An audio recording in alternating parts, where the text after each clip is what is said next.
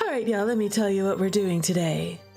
This is Changeling, and we are playing Marc's route. He's today's boyfriend. And listen, okay? The secrets are finally out. In the next chapter of this classic indie otome game, Changeling, where romance goes supernatural. Listen, okay? Last time, I got in a big fight with our vampire boyfriend, Marc, and now he's totally ghosting me. Are we heading toward a bad ending? Oh my! Oh. We're solving riddles and dating problems. So let's go! So, Kaya was pretty certain that was the case, huh? Yeah, she said that changelings have an unmistakable aura or something, and with the whole sleepwalking thing, it does kind of make sense. Would have been nice if the books were even the least bit accurate on this topic. Seriously? So, how did Marc take that? Did he have any thoughts? He's been awfully protective lately. I didn't smile at her teasing. I just sighed and looked out the car window, biting my lip. That was not something I really wanted to think about. Hey, everything okay? I shrugged, really not wanting to go into all the glorious details of us yelling at each other on the sidewalk. Yeah, we yelled and screamed at each other in public. We did. I was still ashamed at having lost it like that. Look, Marc despises humans. I'm human. You can do the math there. Wait, what? Look. It was a frustrating conversation. We both got pretty upset. That jerk. He better not have done anything. He didn't. He was just Marc. And I really don't want to talk about him right now. I just want to focus on getting my situation sorted out. Poor girl. I'm sorry, MC. I'm sorry, MC, that we got in a fight with our boyfriend. I hope that we make up soon. I do. We don't want to be broken up. I didn't have the time or emotional energy to deal with the Marc issue, really. When all this changeling stuff gets sorted, I'll give you all the details. You can be mad with me. Vampires, what an idiot. That's what I said.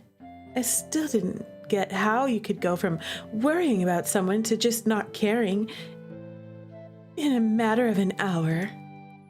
As much as I didn't want to think about him or talk about him, it was kind of hard not to. He sort of come up to take up a pretty huge part of my life, and now that he didn't seem to want to be there anymore, it felt a little empty. At school, Allie reluctantly left to go do her extra credit work in the office. Alone, I headed to the 4th floor with equal reluctance. I'd gotten used to seeing Marc waiting there for me, but I had a feeling he wouldn't be there this morning. Just a hunch, but it was spot on. William was the only one in the club when I arrived. He looked like he was expecting me, because he stood up when I entered, expression troubled. Good morning. I couldn't help but wonder if Marc had told him what had happened between us. It was hard to imagine Marc actually confiding in anyone, but they were friends. And William did look a bit worried. I managed to smile for him, if only because he was too sweet to deal with grumpy Rue. Hey there. The first thing I noticed was my book bag sitting squarely in the middle of the coffee table. That was a relief. Marc must have brought it back yesterday. Either that or this morning, at the very least. I was grateful he didn't leave it on the street after I'd thrown it at him. Rubbing my eyes, I flopped on the sofa, tipping my head back to look at the ceiling. I really need to pull myself together. I felt William's weight on the sofa next to me. Rue? Is everything okay? Do I look that bad? No, it's not that. I mean, with Marc, he was upset last night. So they had talked. guess it's not okay. He wouldn't tell me what happened, really. Just that he was mad? It's not that he was mad, really. I mean, I don't think he was mad. We argued about something I learned yesterday at the murder. I was frustrated. Then he got frustrated. There was yelling. That's about the gist of it. You know, he really cares for... No, he doesn't. I took a deep breath, exhaling slowly as I sat up and looked at William seriously. Look, I know you're Mark's friend, but right now I can't listen to someone he insists he cares. He stressed how much he hates humans, and then followed it up by ranting about how I am one. That's not what caring looks like. I don't know what he heard at the murder, but I don't think anyone can simply switch their feelings on and off like that. Not even Mark. Then he does a really good job of acting like it. I slumped back on the sofa and pulled a pillow onto my lap. Whether I'm just a normal human who got stuck in some stupid paranormal situation or not, being human isn't a flaw. I agree that it's not a flaw. I never once considered being a vampire a flaw. William let out a long sigh and leaned back as well. Being human in this world is very difficult. The biggest irony is that if I believe what Kaya told me, then I get my body back. I won't be a human anymore. When I get my body back, I won't be a human anymore, regardless of what Mark says. What do you mean by that? Oh, I tensed at the sound of my idiot brother's voice behind me, closing my eyes in frustration. What do you mean by that? Damn it. That wasn't something he was supposed to overhear. I still wasn't used to the fact that he could just easily walk into the club room now. Looking over my shoulder, I saw him standing in the door with his new best buddy. They were both staring questioningly. It's so funny that those two ended up being friends. The brother and Adrian. Considering Adrian, almost killed the brother on accident by draining his life force. On accident. But still, it's funny to me. Even if I hadn't planned on telling him yet, there was no way he'd let something like that go. When you get your body back, what does that mean? I crossed my arms over my chest and turned around, glaring at the fireplace. There were developments yesterday, major ones.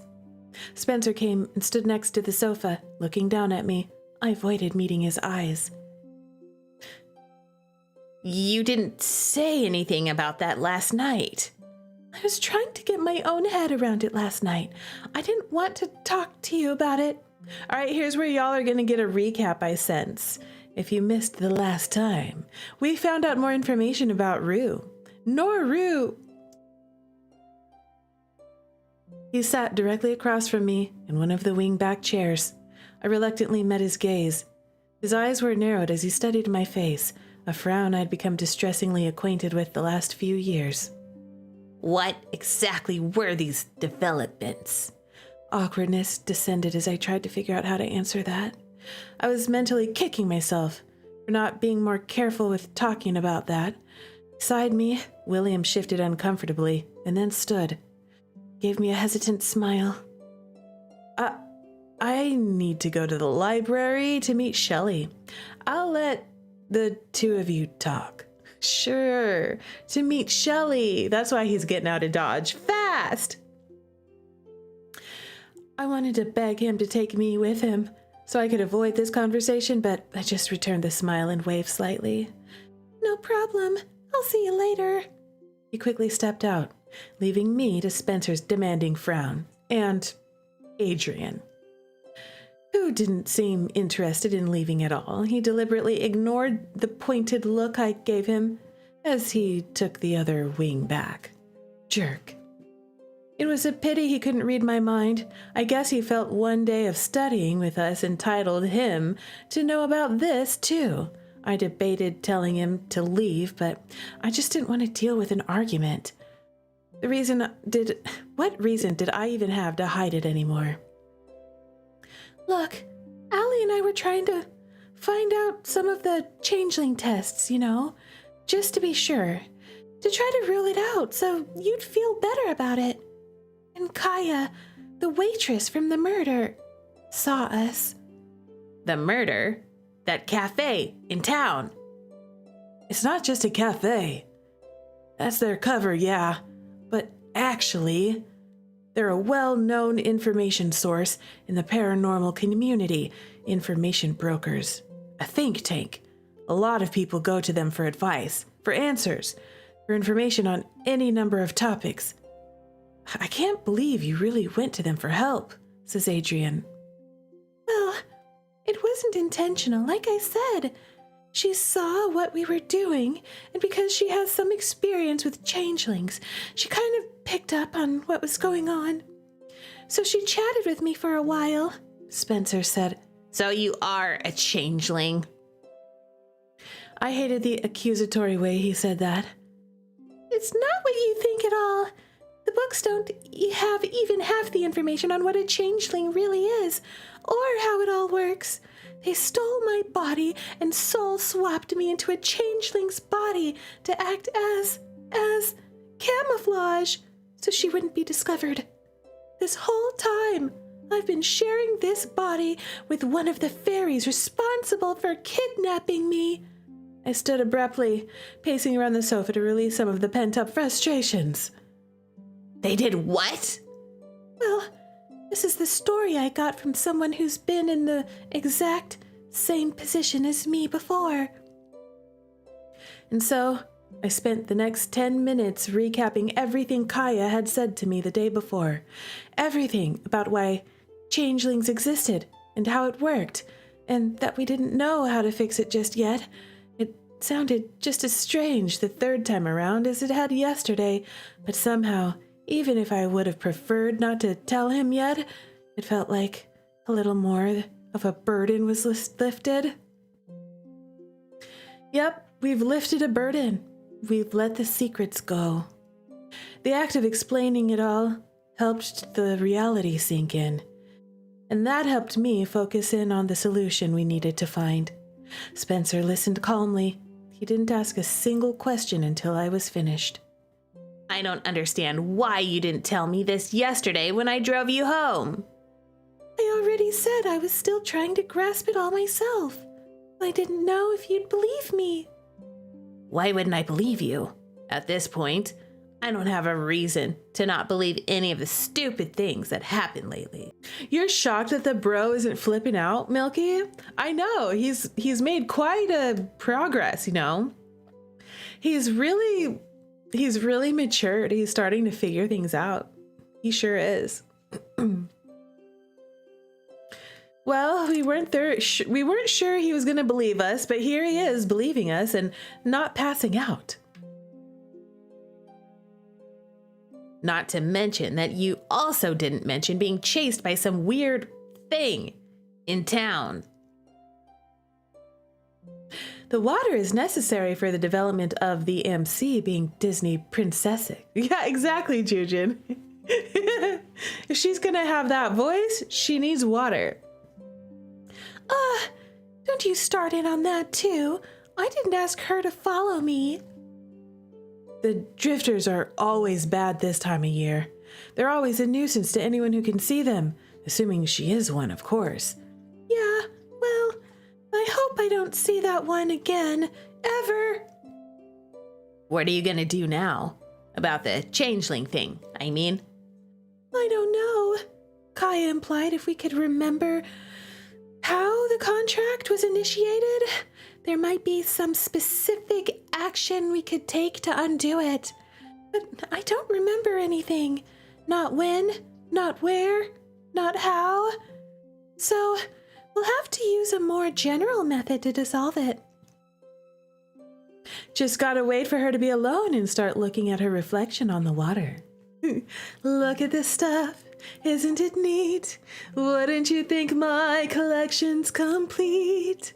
Wouldn't you think I'm the girl who has everything? I'm ready. Yes, I am. Like the tests we tried yesterday, but something that actually works. The problem is, we don't know how to do that either. Maybe you should try asking Brenna. She might know something. I gave him a scathing look. Why was he even part of this conversation? Thank you for the dancing dinosaurs. Yes. Thanks, Sherlock. We totally didn't think of that on our own. Hey, I'm just trying to help.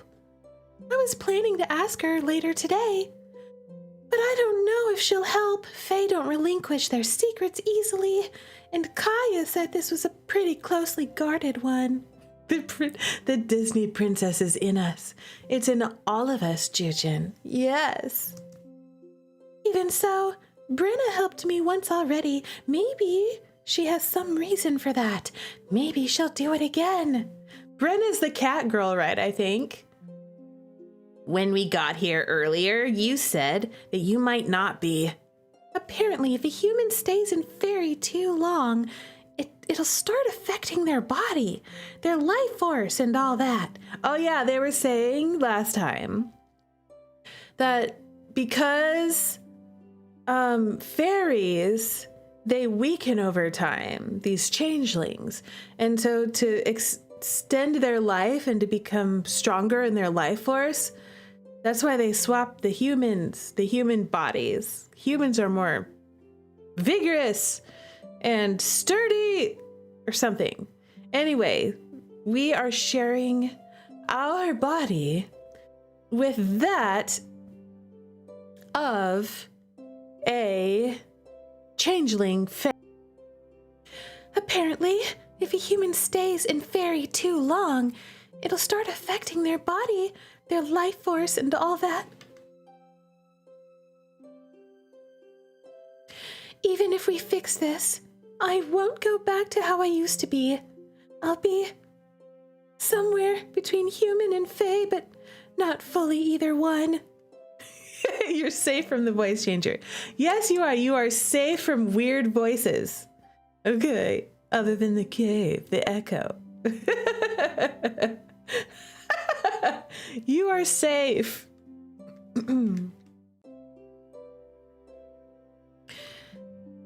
It's better than being held hostage in a body that isn't even mine. Real girl. The warning bell rang, interrupting our conversation. Spencer and Adrian stood, but I stayed where I was. You're not safe anymore. You can thank Milky for that one. As a girl who lost her memory, she's saying a lot of big words. She sure is real. All right, you can blame Milky for this one, okay?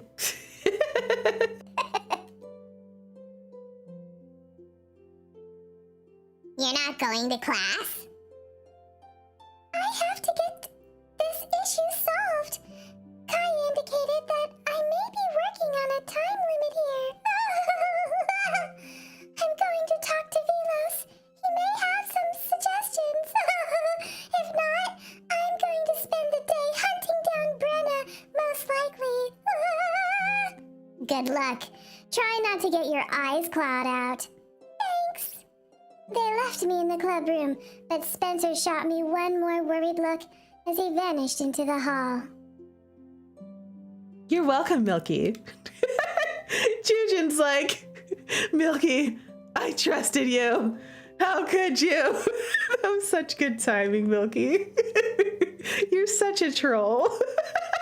They turned me into the chipmunks. Yes, they did.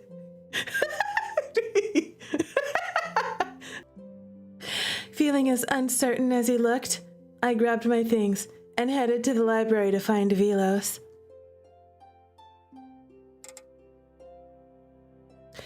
I assumed Velos had probably seen and heard weirder than my situation. He took the news with surprisingly calm, barely even batted an eye. He was surprisingly calm. For the time being, I agree that your best option is to ask Brenna for help. Unfortunately, the agency has little experience with changeling contracts. Minions tonight, why are you guys singing? Exactly. I'll sing for you like a banana whenever you want me to, okay? I will take suggestions and recommendations, okay? If you have a wish of a song for me to sing like a banana, if I know the song, okay, I'll sing it for you. Okay, that's my gift to you, my present to you. Oh, good. Velos, your love. I know, right? I'm so mad that we can't date him. Okay, Esh needs to make like a version of this game where we're all in college, okay? We're all in college and he's like a TA or something like that. So we can date him. Date him! And it could be spicy. Also, Esh told me that Gilded Shadows is spicy, you know? And it also has trash bandos, like legit trash. Trashy trash bandos in it. And I was like, I love that. I like spice and I love trash. And you put those two things together, I'm in. And also the MC of that game is like spunky. It sounds like my kind of game. So probably the hot older man is non-romanceable. Exactly. How dare. Well, anyways, Esh, we would love to have like, you know, the college version of Changeling, you know. Maybe it could be for its, what year is this? Did this come out? You know, it could be like a 10-year anniversary type of special extravaganza. Wouldn't that be awesome? Wouldn't that be cool? Yeah. You know, 20-year anniversary extravaganza. I don't remember when this game came out. Anyway, for the time being, I agree that your best option is to ask Brenna for help. Unfortunately, the agency has little experience with changeling contracts. But in case she's unwilling to help, I'll endeavor to come up with a contingency plan, and you should try to remember what you can about initiating the contract. He's better than the Walmart Adrian. I love him. Seriously. Also, he's a man with a plan. He always comes up with plans when everything goes to shit, okay? And everything's going wrong. This is the man who fixes stuff, okay? When everyone else is falling apart, you know, people are passing out, people are having an existential crisis, guess who saves everyone? Who saves the day every single time? The only competent one here. This man right here. This man! I've been doing that. He scrutinized my face carefully. This sleepwalking issue, you haven't had any of these blackouts while awake. No, it seems like she can only come out while I'm sleeping. There are moments when... When what? I don't know. When suddenly everything seems foreign, ugly, strange. Like I'm looking through someone else's eyes instead of my own. Or when it feels like I'm being watched. Maybe I'm just being paranoid. I think we should be cautious about assumptions.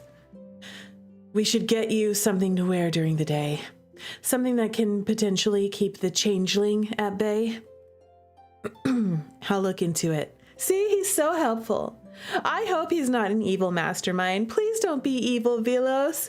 And if he is an evil mastermind, I still love him, okay? It doesn't matter. He's hot, okay?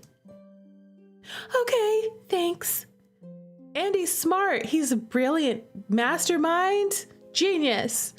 Okay, and he's helpful. He's competent. He has a job, I think. I think this is his job. He's a librarian. Yep. In the meantime, I'll write an excuse to get you out of class. Show it if anyone questions while you're searching for Brenna. Oh, he's even writing us a pass to get out of class. Thank you. Thanks. It's no trouble, of course. I don't suppose you know where I can find her. It's unlikely she's in class. I recommend you check the courtyard and perhaps the cafeteria. There is also a particular classroom on the 4th floor she seems to like. 437. Milky says it's even better if he's an evil mastermind librarian. Got it. All right, it's time to go look for Brenna the cat girl. He handed over the note, a veritable get out of jail free card for the rest of the day, and I slipped it in my pocket. Adrian don't have no job. I guess full-time student. You would never trust a nice blonde man? What about Marc? Do you trust him, today's boyfriend? But Marc's not nice, so I guess that fits. It suits. You know who's a nice blonde guy in an otome game who I trust with my life, okay? From Even If Tempest, Prince Lucian. He is a precious bean, okay? He has not a single evil bone in his little precious bean body, okay? Prince Lucian will throw himself off of a cliff to save MC without hesitation, okay? He will sacrifice himself for the greater good repeatedly every time. Every single time. That is the most trustworthy little princely blonde boy of all time. Yeah, and you know what? He is voiced by Kaito Ishikawa, right? Blonde boy Kaito. He's so pathetic. Yep. You can trust Prince Lucian with your life. Okay, he will never harm you. He's incapable of it. I honestly believe he is incapable of harming you. Now, if you end up being like trash to the point to where like he needs to defend somebody that he loves, he'll do that, but he'd much rather sacrifice himself than to actually harm somebody else. That's the kind of guy Prince Lucian is. Anyway, he paused. Will Mr. Lowe be needing a note as well? It started at the mention of Marc. No. I see. I had noticed the two of you spending a lot of time together. Well, he won't be needing a note. No. I see. Keep me apprised. I will. 'Cause we got in a fight. He's not talking to me. He ghosted me. I'm so sad and lonely. I stepped back through the door to the club room and dropped my things on the sofa. Since I wasn't going to class, I could come back for them later. Now to find Brenna. Wow, we're trusting, you know. Usually, even in school and in a classroom, I remember like I wouldn't leave my bag anywhere, especially if there's anything valuable in it. But I wouldn't leave things around for somebody else to walk off with. So the fact that she's going to leave it here and then go look for Brenna, she really trusts everybody in here, including Adrian and her trash little brother, twin brother, who could go in there and decide they want to sabotage her and who have sabotaged her in the past. If I was her, I wouldn't leave my stuff in there unattended. I just wouldn't. Trust a pathetic blonde man. He is more pathetic than you think. Why find someone instead of crying? Crying sounds like the best option here. You know what? I agree. You know, let it out, girl. Just let it out. Okay, we're going to check. You know what? We're going to check the courtyard. Why? I don't know why. I'm going to save it.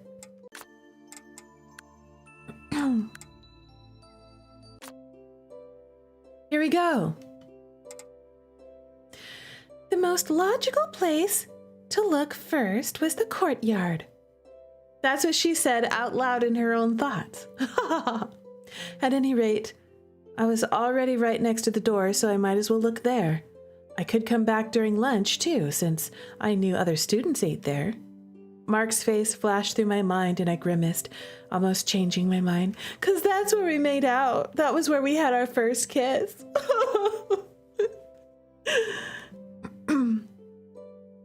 I guess we're gonna hold strong and not try to text him. I did not want to be thinking of him right now, but there was no way to avoid him, and I couldn't keep moping about it. I knocked very carefully, making sure I got the right one as I glared at the sign on the door. Hey, I picked correctly the first time. There she is. As I stepped through it, Brenna was the first thing I saw, exiting through a door directly across from me. Wait! She looked directly over her shoulder at me, but didn't pause as she vanished behind the other door. I rushed across the courtyard, dodging the tables like a mad woman to follow her, but when I tried to yank open the other door, it wouldn't budge. I wonder who's talking. I'm gonna guess that it's Marc, so I'm gonna talk like Marc. I see you haven't fixed your habit of running through doors with no thought of what may happen to you if you do. I froze at the sound of that voice. What's he doing? I called it. I called it. She just snubbed us. I know, how rude. How dare she? How dare you ignore me? Girl, I was trying to talk to you. I was looking for you this whole time. And how I had not noticed him sitting right by the library door.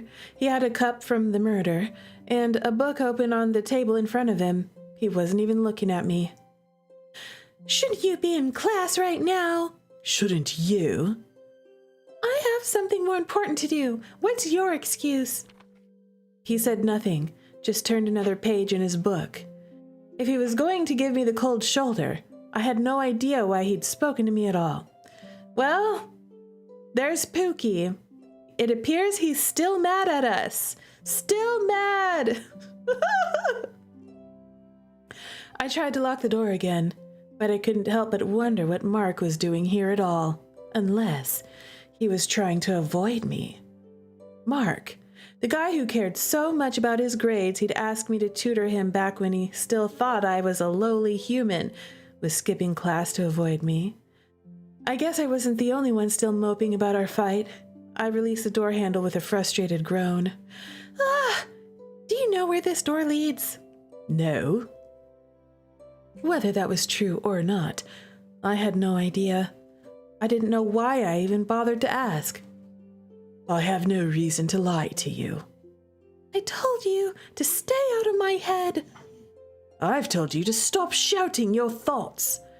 I let out a short, dry laugh. The same argument, over and over again. Someone was supposed to show me how, but I guess he didn't have time. Yeah, tell him, girl, real.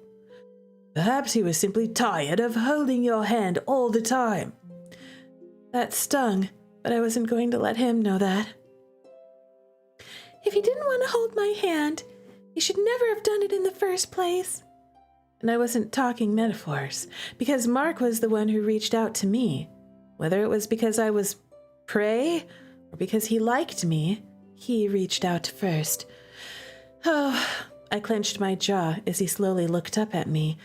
For a silent moment we faced off. This time he averted his eyes first. Whatever. I have other things to do. I left him there, slamming the door behind me. I stood there for a moment, both palms pressed to the warm wood, trying to steady my nerves. That had not been an encounter I was prepared for. I stared at the ceiling, as if it would have been some kind of answer over there for me. It was stupid, but even as I left the courtyard, I'd been hoping he'd call out to me or stop me from leaving. Stupid. I released a long, slow breath. Okay, focus. Brenna had been there, but she left through the door. Where did it go? Somewhere in the school? Should I even bother looking anywhere else, or just wait for her here?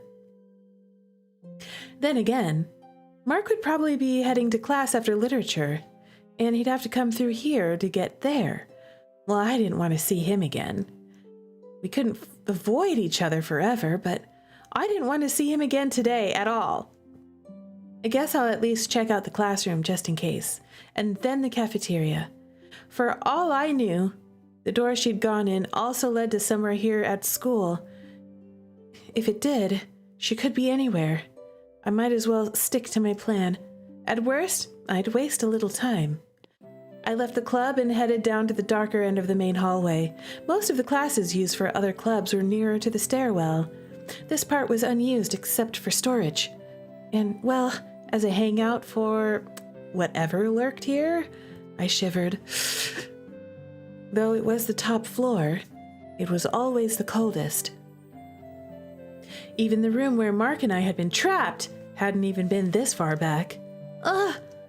I pushed all thoughts of him firmly out of my head, or tried to. Yeah, that's right, we got trapped in a classroom overnight together one time. It was difficult when there was nothing but the sound of my boot heels clicking against the tile. The moment his face flashed into my mind, every memory of every moment vied for attention. I paused, pressing the back of my hand to my mouth as I tried to rid myself of all those thoughts. You have terrible taste in guys. Whoa, did you hear that? That was scary. As I stood there, a whisper slid past me and rustled down into the darkness. A chill ran through my body. I glanced back, but nothing was there. Oh man, I hate this place. Ah! I picked up the pace, hurrying down the third corridor. Velos had said she liked room 437 for whatever reason. I stopped at the opening to the hall and looked down. It was so dark. Anxiety settled in the pit of my stomach as I stared down to the open door at the end. It felt off. Oh no! It wasn't just normal shadow lurking down there. Staring into it was like being pulled into the darkness. Prickles stood up on the back of my neck. It was stupid, or given where I was, maybe not, but I felt like if I walked down there, I wouldn't walk back out. How does Brenna deal with this? This music is so lively and like sweet and happy for us being totally freaked out in the dark, scary hallway. Oh. I took a step back and the door down the hall slammed. I jumped half out of my skin and whirled around in time to see Corvin barreling toward me. His face registered a flash of surprise, but neither of us could move before we collided. This guy, he needs to slow down. And down we went in a tangle of limbs. I landed heavily on my back. Wind completely knocked out of me, and that was before Corvin face planted into my solar plexus. Oof! I lay on the floor dazed, as Corvin frantically picked himself up and flailed. I'm sorry! Oh my god, are you okay? He helped me sit up, still flapping anxiously as I let out a slow, wheezing breath. Ow! What were you doing? I'm so sorry. I was sort of chasing something. Something? I didn't see anything chaseable. Which doesn't mean it wasn't there. Fair enough. Yeah, what are you doing here instead of class? He stood and helped me up as well. I was still clutching my abdomen gingerly as I pulled myself back to a position standing. It was amazing how the entire hall was 100% less creepy with Corvin's doofy smile in front of me. Looking for Brenna? Oh. Well, I haven't seen her up here this morning. Have you looked in room 437? Apparently it's her favorite. I've been all around this place. He leaned down, looking at me seriously, both hands still on my shoulders. Are you sure you're okay? Yeah, I'm fine. Just had the wind knocked out of me is all. Anyone ever told you that you have a really hard head? Once or twice. I'm really sorry I ran into you. I wasn't expecting anyone else to be here today. Come on, I'll help you get to the club. He put his hand on the small of my back and turned me back to the club. I don't really need help, though. Yeah, why are you turning me away? Are you trying to detract me from finding something? I stopped short. A familiar figure was standing down the hall, just outside the club, staring at us both. Marc, again. He must be leaving to go to second period. It was undoubtedly time for the bell to ring soon. I thought he was going to say something to Corvin as I approached, but he just scowled and stalked away. He looked kind of mad. Well, he usually does. He's such a tsundere. That's why he's always mad. He's an angi tsundere. Really? I felt like he was kind of being nicer lately. Yeah, right. Are you heading down for second period? No, I have permission to miss class. I really need to find Brenna. It's important. I thought he'd question me further, given how irrepressible he usually was. Irrepressible, what a word for that man. He's irrepressible. He's genki to the max. But he just nodded. If I see her, I'll tell her you're looking for her. I appreciate it. He waved and left me by the club just as the bell rang. Well, that didn't exactly go as planned. Still, Corvin had said that he didn't see her up here, so maybe I'd check the cafeteria next. I headed for the stairs, trying to decide what I would tell Brenna when I found her. I hope she's not rude again and totally ignores us. I couldn't just bank on her wanting to help me. Fairies never did anything for free. That I knew. But what can I offer her if she does want something? I didn't know. I didn't have much of value, and I wasn't up for entering into some weird agreement. Not when I was doing all of this to dissolve the first one I'd entered into. Then again, Kaya had just wanted a painting. Who even knew what these people considered a fair payment for help? I made it to the cafeteria without being spotted by any patrolling teachers. I had Velos's note, but I really didn't want to bother trying to explain myself to anyone. I stepped through the door and immediately spotted Brenna. What is she doing? She was curled up on one of the back tables, sunning herself, just like a freaking cat. How does she even get away with this stuff? I shook my head, deciding it was better to just not question it. At least she was there. The question was how to approach her. I quietly made my way toward her, trying to make as little sound as possible. We're trying to sneak up on her. That's what we're doing. Hopefully she won't notice until it's too late, and then I'm gonna pounce. Ha! Brenna! She immediately propped herself up on her arms and looked around. Our eyes met. For a split second, she froze. Then she hopped off the table and started out to the side door. Why are you running, girl? Get back here. Dang it! I just knew she was going to do that. Wait! She did not wait. She didn't exactly run for me, but she was definitely making an effort to avoid me. Why are you avoiding us? Like, get back here, girl. Why are you running from us? Brenna, I just need to talk to you. She disappeared through the door. I rushed after her. But I didn't make it in time. When I ran out into the hall, she was nowhere in sight. Where did she even go? There was no way she had time to run off. I was literally right behind her. Why is she avoiding me? I had definitely gotten the feeling that she didn't like me, but I wasn't sure why that meant she had to run off like that. Damn it! I poked around the hall for a few minutes, but didn't see even a hint of her. Frustrated, I retreated back to the stairs. How could she disappear so fast? With a heavy sigh, I flopped up on the bottom step. More than that, why would she blatantly run from me like that? Considering that she also ran from me in the courtyard too. It did, at least, confirm my suspicion that the door she'd gone in must lead to somewhere in the school. I didn't know how else she'd have gotten down to the cafeteria so fast. I had no idea how I was going to convince her to help me if she didn't even want to talk to me. I needed to just take a few minutes to regroup. I left the stairs and headed for the nearest restroom, trying to figure out what to do next. I reached it as someone was coming out of the boys' restroom next door. I quickly ducked my head, but not before I made eye contact with that Matthew guy Adrian hung around. Or used to.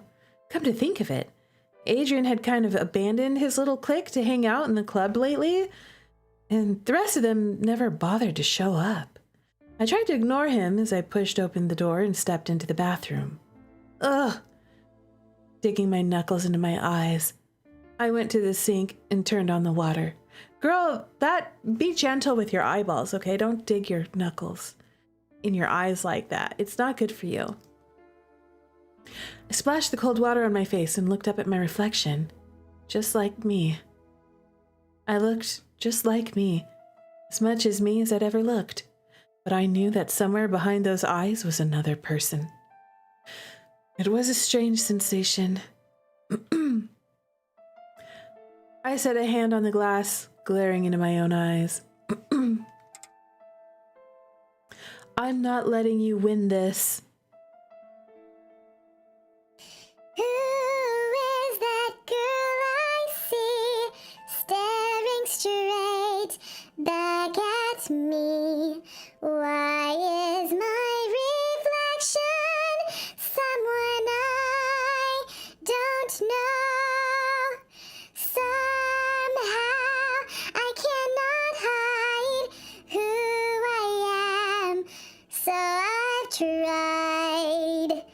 When will my reflection show who I am inside?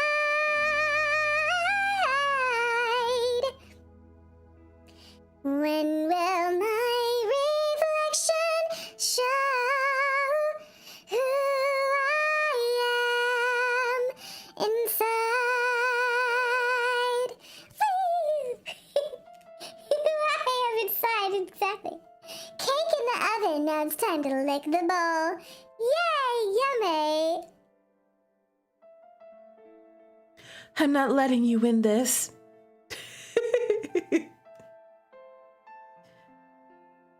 Oh, who's this talking? It's never a good sign when you start having conversation with yourself. I whirled around, heart and throat, at the sound. Not only had I not heard anyone come in, but a guy? Oh, it was a guy? Whoa, it's that guy. Adrian's friend again. What the actual heck? What are you doing in here? He didn't say anything as he approached the sink. I backed away from him, super weirded out by the fact that he'd followed me in here. He grabbed my hand, icy fingers wrapped around my wrist tightly. What are you? I hope, for everyone's sake, that you solve your issues on your own. What's that supposed to mean? It means you need to be trying much, much harder. What? Take a drink, y'all. MC just said, what?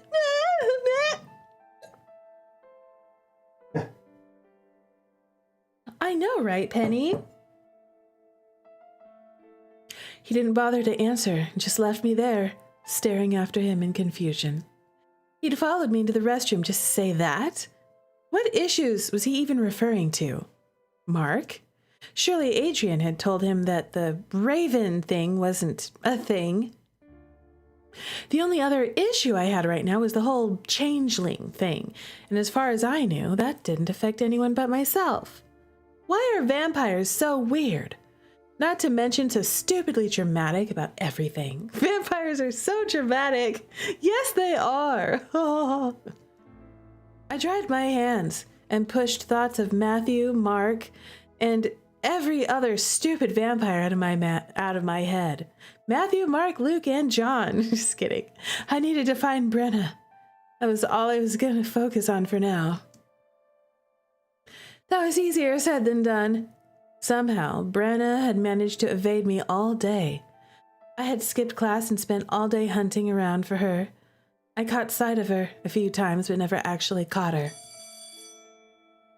After the final bell, still having not actually caught up to her, I stopped by my locker, more out of habit than because I needed anything. I was fiddling with the lock, my mind 1,000 miles away. But after the third attempt with the combination, I may have had a bit of a tantrum as I yanked on the lock and handle, trying to pull it open. Of course, Milky catching me slipping every time. Every time.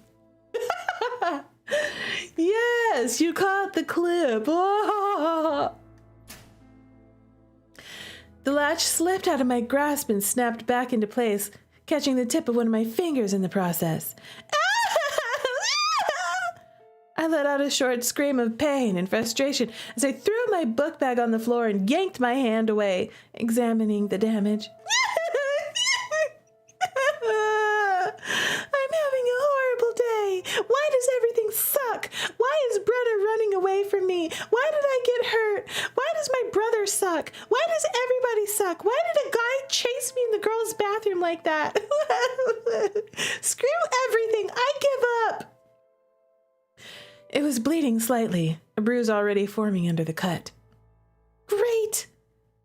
Whoa, you okay? I let out a long, frustrated sigh. Yeah, I am. It's like there's a lot of people. There's constantly like somebody talking to us, and I'm like, who's talking? I don't know. I looked back over my shoulder, giving Elliot a tired smile. It's Elliot. Just frustrated. Another vampire. Yet another vampire. Man, there's so many vampires in this game. Real. So many vampires. There's all kinds of supernatural beings, okay? You know, there's fae, there's werewolves, there's wizards, there's all kinds of stuff. But I feel like vampires, they're very common here. You're right, Milky. She's clearly not okay. Just frustrated. Your hand. It's just a cut. I'll grab a bandage from somewhere. Want me to take a look? He took my hand without waiting for an answer, examining where the skin broke. You weren't thinking of having a sip, are you? We are bleeding a little bit, and these are vampires. Gave me a sheepish smile. Well, I mean, it's already leaking out anyway. That doesn't make an entree. I'm not food. That's not enough even there to be an entree. More like an appetizer at best. Blood! Yes, Milky. I might have been weirded out, but he was giving me a teasing grin, so I knew he wasn't serious. Or at least not too serious. Give me that! I yanked my hand back away from him, holding back a laugh. Cannibal! Well, there's never a 0% chance of cannibalism. Especially when there's vampires involved. Well, it's not really cannibalism since... Oh my god, just stop it! I shoved his shoulder playfully. Wow, we're totally flirting with this man. What if Marc shows up? He's gonna be devastated. He's gonna be like, oh my god, how dare you? We just broke up yesterday. Or maybe we didn't even break up, we just had a little fight. And here you are, flirting with everybody. Like everyone. Elliot, you're already flirting with him, shoving his shoulders, offering to give him a sip of your blood. How dare you? How dare you, you indecent slut? So much cannibalism in these games. It disturbs my mom when I mention it. How often? Your mom's like, what are y'all playing? Why is there so much cannibalism? Why? You know what I mean. He grinned at me. I smiled and sighed.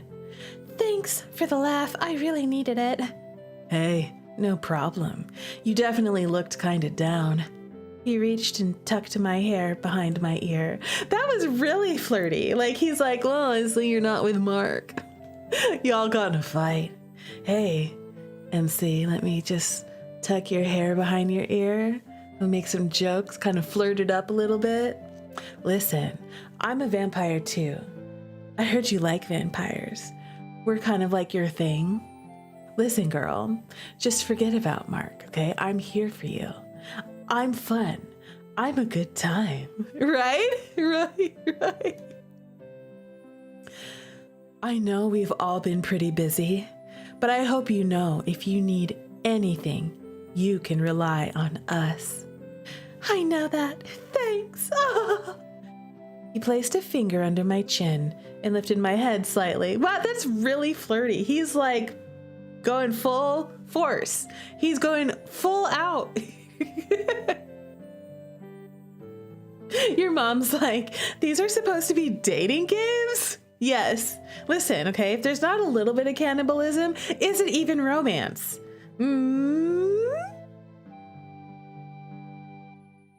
I know this stuff is pretty hard at first, but keep your chin up. It gets better, I swear. Oh, Mark did just walk in on that.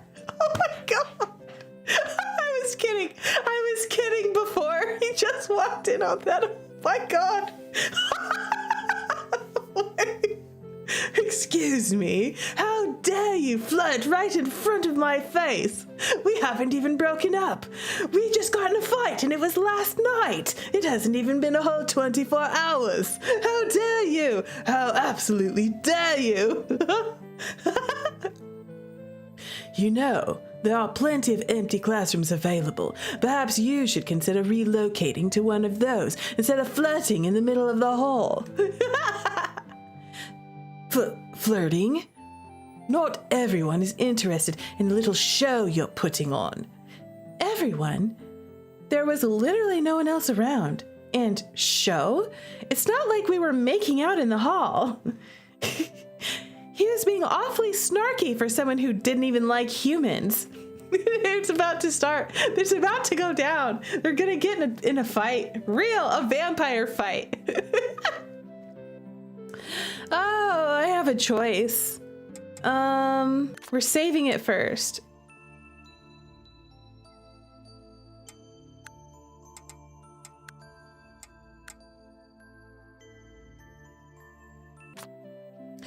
What I do shouldn't matter to you anyway. Bite your lip and say nothing, or get thee to a nunnery, really, Mark?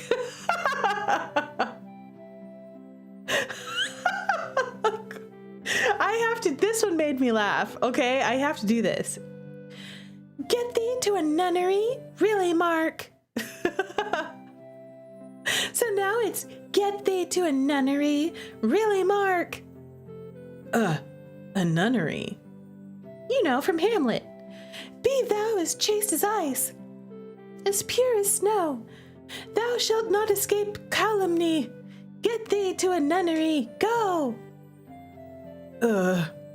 He's like looking at us like we're crazy. It's an inside joke, okay? Just don't worry about it. Looks like Mr. Grumpy Butt isn't the only one that needs a tutor. Hamlet's kind of cranky, so he bites his girlfriend's head off. You are not my girlfriend. Oh, I'm not. I'm not your girlfriend anymore.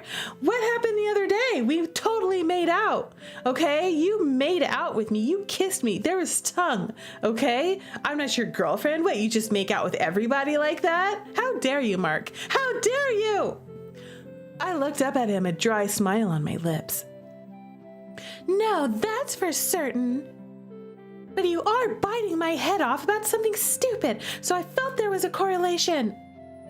If I recall, Hamlet was a cranky about his mother's infidelity and his father's murder. Well, when I murder your father and sleep with your mother, you're welcome to bite my head off. Until then, how about you just go away? Because if I flirt, and with whom I flirt, is none of your business.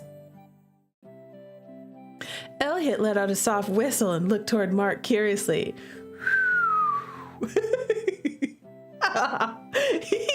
Notice he's not like awkwardly trying to leave, you know? He's still there. Elliot is still there. Mark let out a noise of disgust, but must have thought better about continuing to argue. He stalked away, leaving Elliot and I alone. Elliot shot me a sidelong look. You okay? Yeah. Saying she's gonna sleep with his mother. I know. That's what she chose. I thought you two were getting along. Yeah, well, not so much. Anyway, about what you said earlier. About asking for help. Actually, there is something you can help me with. Maybe. What's that? You're friends with Brenna, right? I see you guys together sometimes. Friend is kind of a strong word. This is prime drama. Why would he leave? That's a good point. I'm just watching this whole thing burn to the ground. That's what's happening.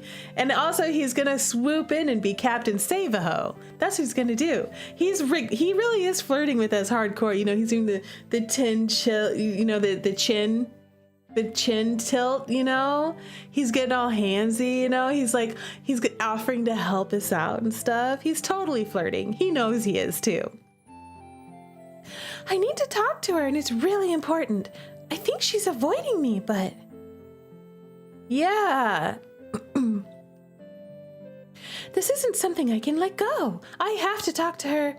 I tried to find her all day today. I saw her a few times, but she was definitely trying to run off without talking to me.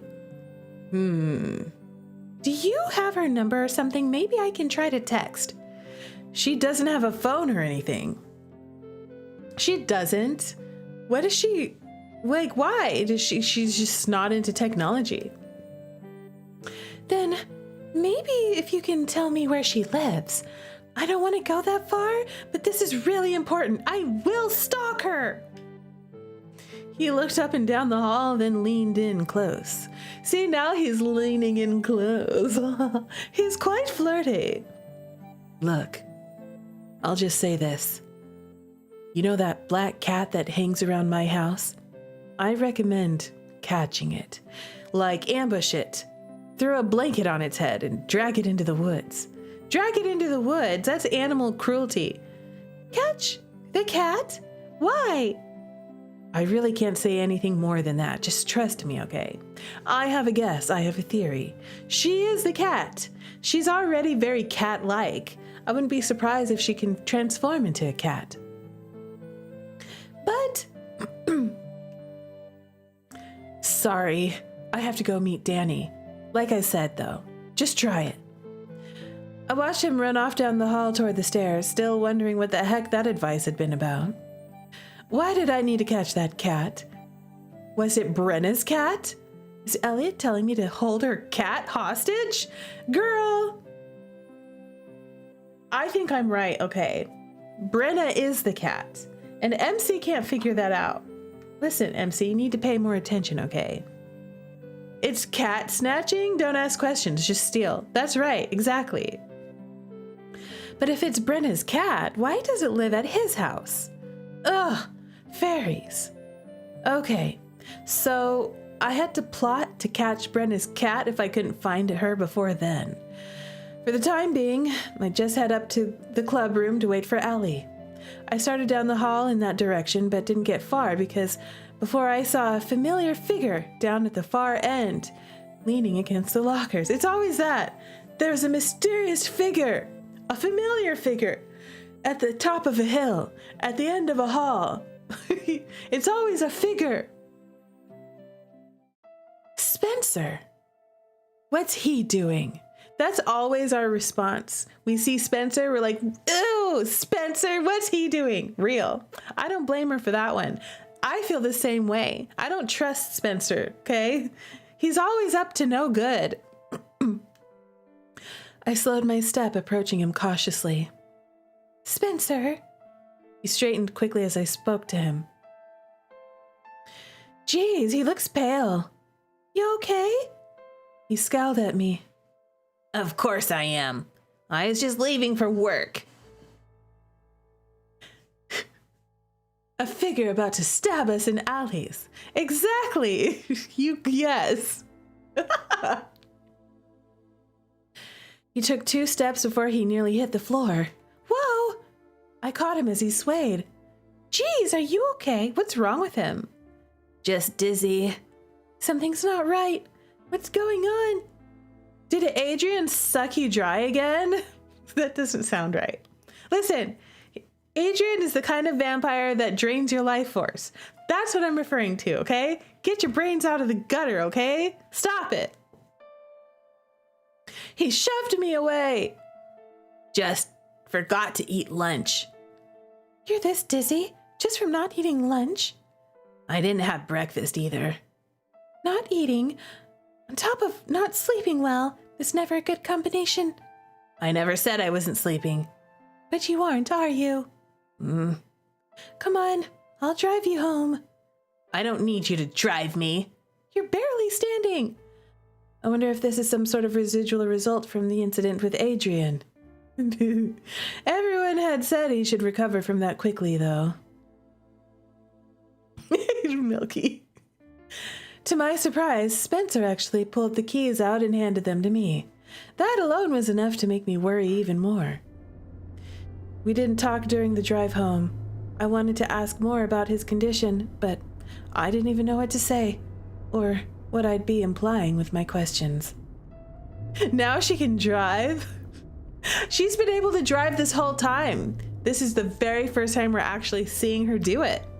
The first time we see Nora drive, or Rue as she's named in this playthrough.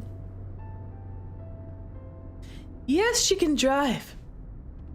Hi, Ashberry, you stunner. Yeah, Spencer was hoarding the keys like a dragon, exactly. Guess what? Dev in the house, thank you for being here.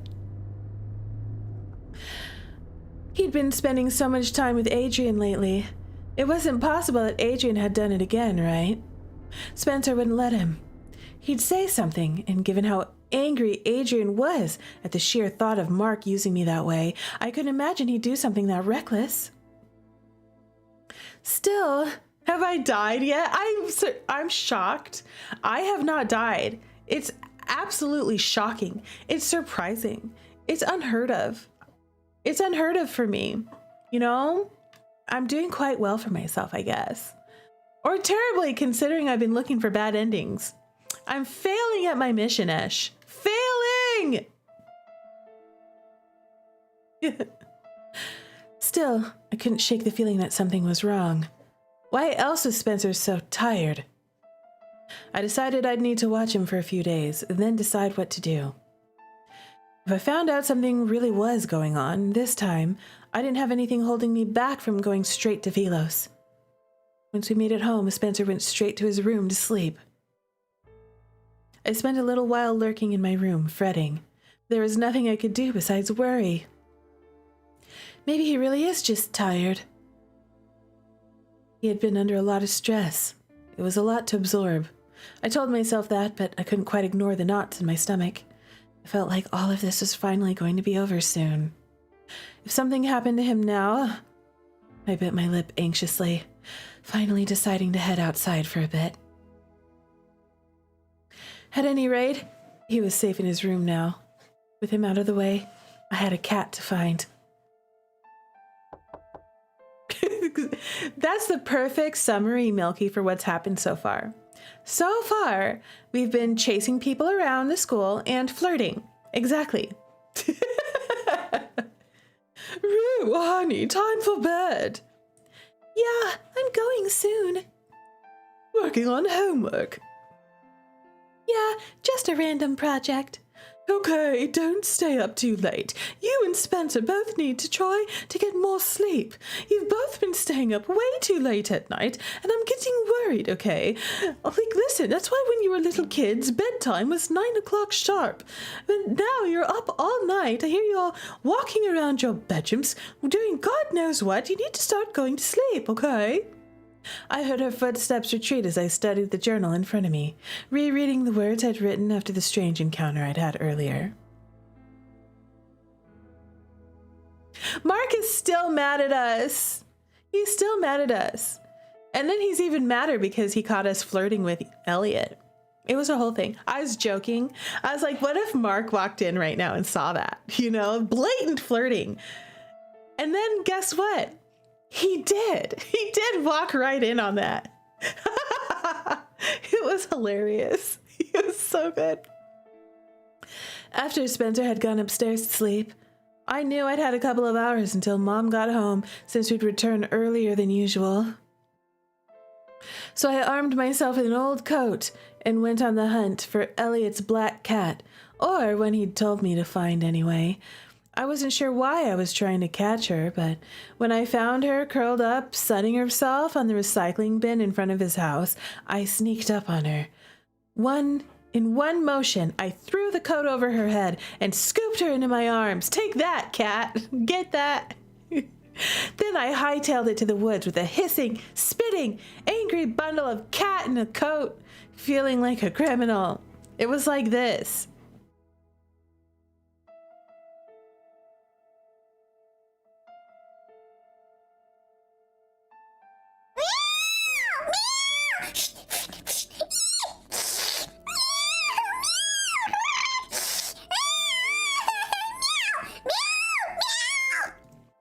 Yep.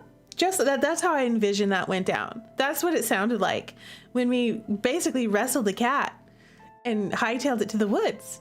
Yes. Accurate. I didn't let her go until we were well past the tree line behind my house. I wasn't sure what I was expecting to tumble out of the coat when I let the cat go.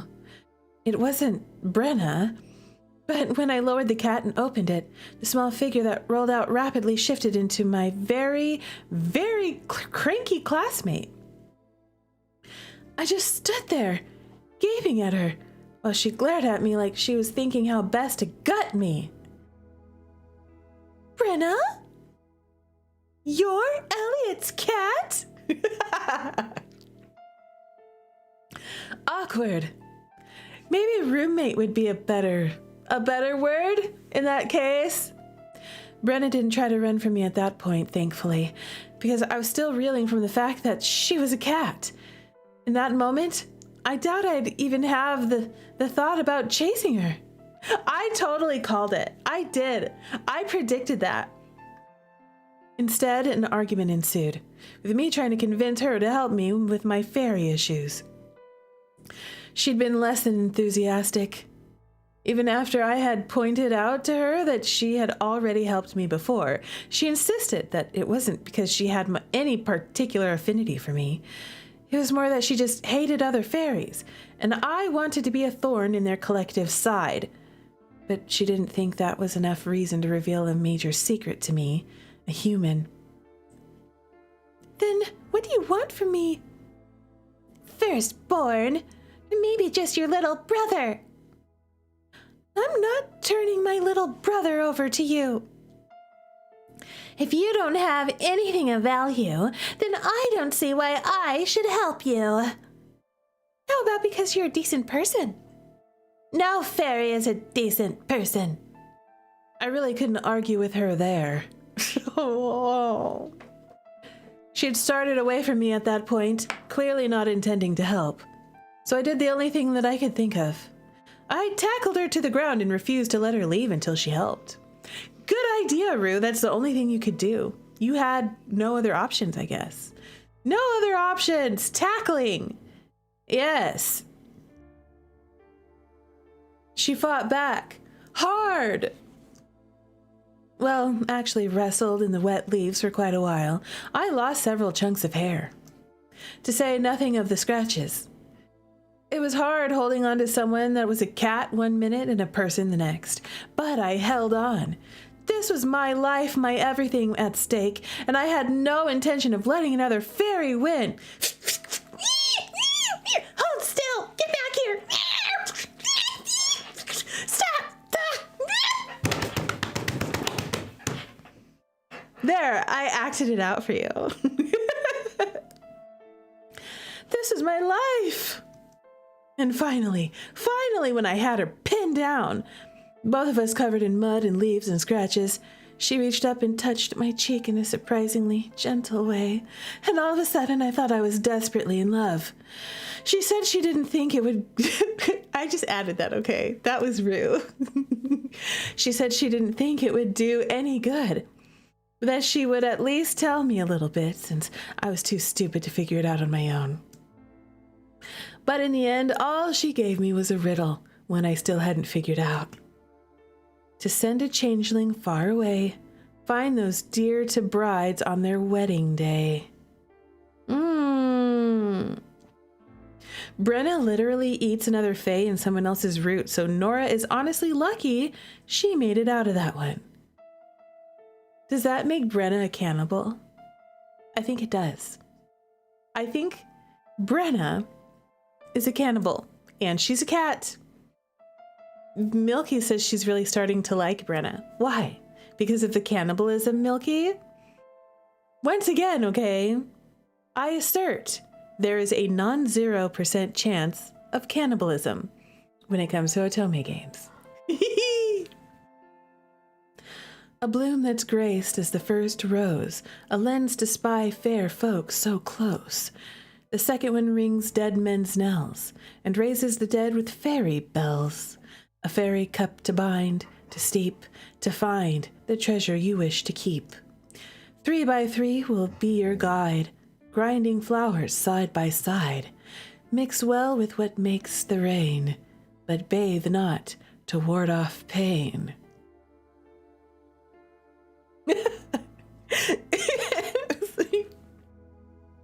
Knowing she eats a fae is great. Let me guess, it's a mouse fae. That's my guess. A mouse fae. In witches' hours when all is dark, safely part the twining sparks. In 7 points you must kneel or else be loosed from Fairy Hill. Oh, a bird fae, real. With that, you set the fae to roam and bring your stolen child home. Ah, stolen child. Definitely a poem for changelings. Definitely a riddle, and I'm not going to be able to figure that out on my own. I'm too stupid to figure that out. Especially when I'm streaming, I forget everything. Riddles, puzzles, I'm like, huh? How do I do this? It's probably all I could have expected from a fairy. I was so startled by the gesture that I loosened my grip from her for a second, and before I knew it, the black cat was bounding away from me into the trees. I sat in the woods reciting the poem to myself several times before I finally climbed back up to the house. Mom got home to Spencer still sleeping, and me cleaning up the cat scratches on my face and arms. I mulled the riddle over through dinner, through doing the dishes, through my shower. It's okay, we don't make you figure out this riddle. In other routes, you do have to figure out some riddles, though. Good thing I'm not in that other route. You know, Milky, you've helped me out with riddles on otome games before, and you were very helpful. Yes, you were. Remember one time we were playing I was playing Collar X Malice, the FD, and there was like riddles and brain games and teasers on it in Shireishi's route. And I called up Milky. And I sent all the pictures and stuff of the riddles, and we like talked him through, and she helped me figure out every single one. And I was correct. I was correct. She helped me. It was great. You're pretty smart. And now I was laying on my bed, trying to figure out what it meant. The first part was definitely directions on how to make some sort of infusion I needed to drink. An infusion of flowers. Not surprising, since there were many flowers important in fairy lore and magic. Oh, I bet it's like a recipe. It's a recipe. We drink it and we chase the changeling out of our head. Maybe that's what it was. The first rose. That one was definitely a primrose. And I was pretty sure the second flower was foxglove. I didn't know what fairy cup meant. Some kind of drinking utensil? Weeping bell? I had to steep the infusion in. I guessed, but I wasn't sure what that would be. Maybe a mushroom cap or something. I said I was bad at riddles. Did I figure something out? Milky cheated? You did. I wrote down a few possibilities to look up. 3 by 3 will be your guide. Probably telling me I needed 9 parts of each ingredient.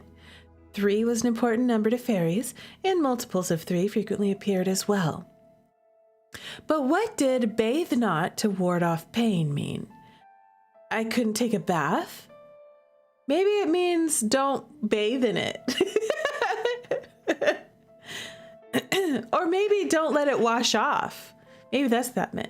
Or maybe it was just saying I shouldn't bathe in the infusion. Wasn't the point of infusions to drink them anyway? Though I suppose, logically, it did make sense that in some cases you might pour a potion onto something to get the desired result. And in this case, I shouldn't do that, because it would hurt. I made note of that, assuming I was at least on the right track.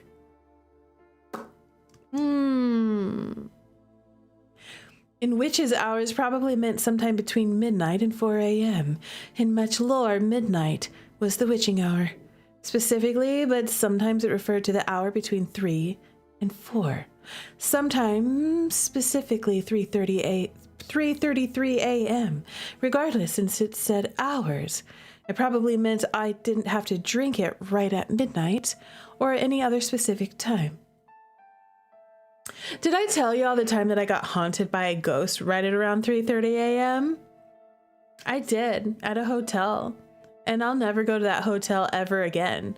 It was scary. It was terrifying. I told Milky, I'm sure. It was awful.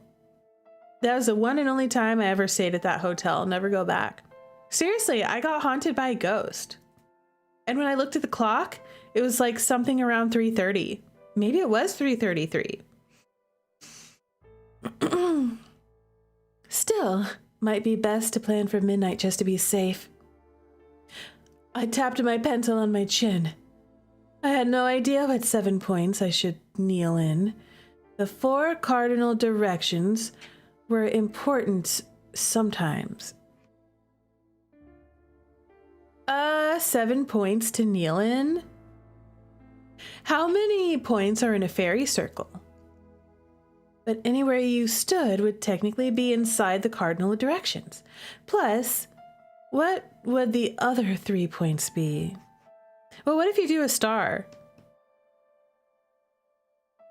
Is that... No, that's... If you make a star and do like all the points on the outside and the inside points, that's more than 7. And what did the part about being loosed from fairy heal mean? Isn't that what I was aiming for? To be released from fairy?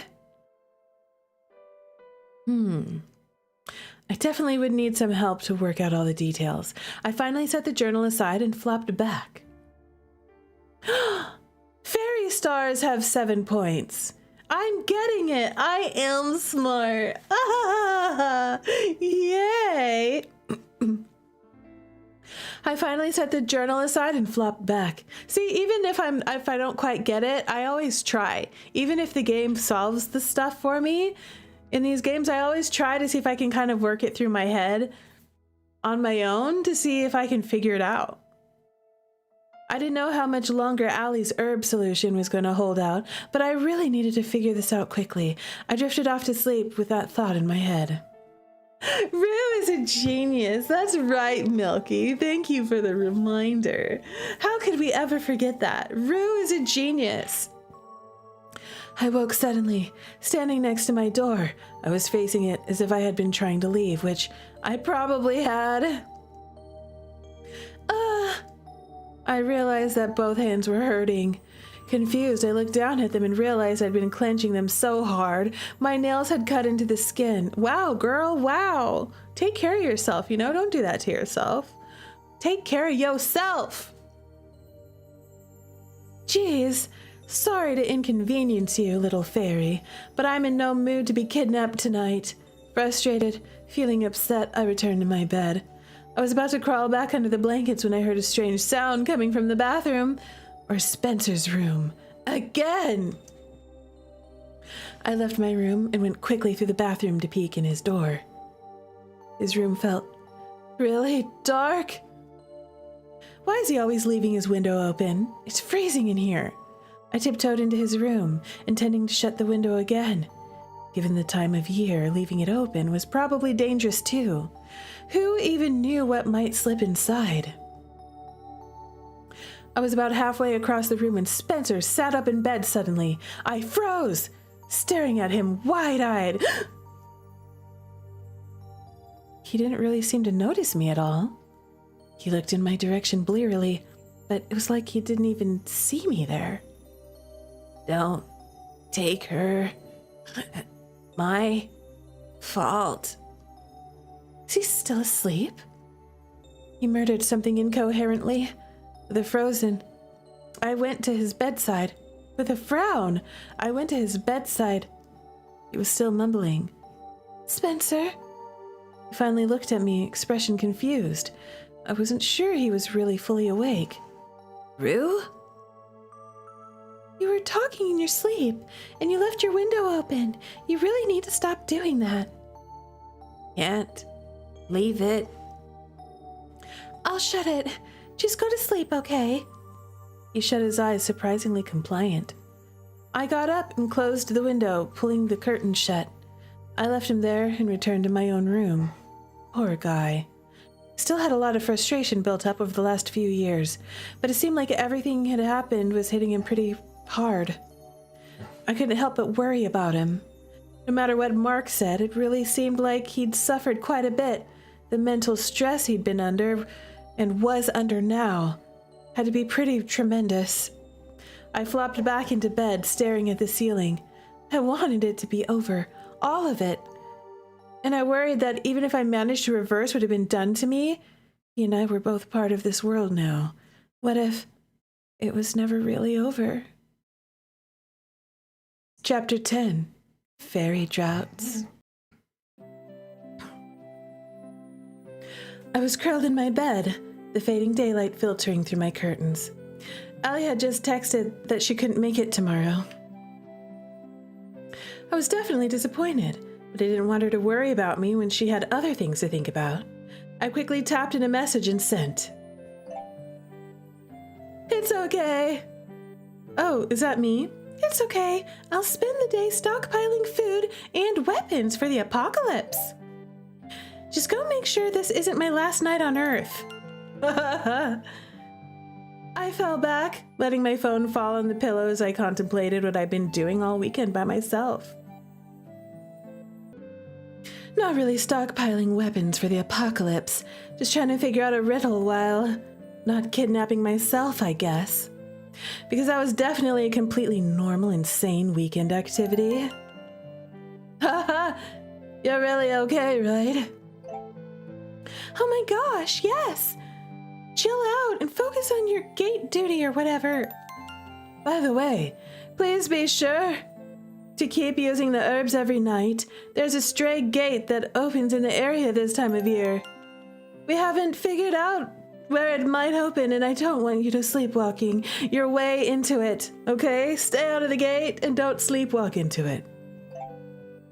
I definitely will. I hesitated a moment, staring down at my phone. I didn't know if I should ask about him, but I bit my lip and quickly sent another message. Is Marc helping you guys out? I saw him at the office, yeah. You two still not okay? Not okay was an understatement.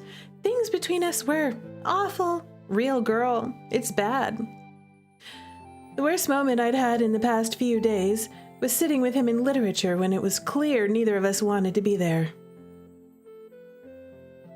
Today there had been a sort of undercurrent of nastiness.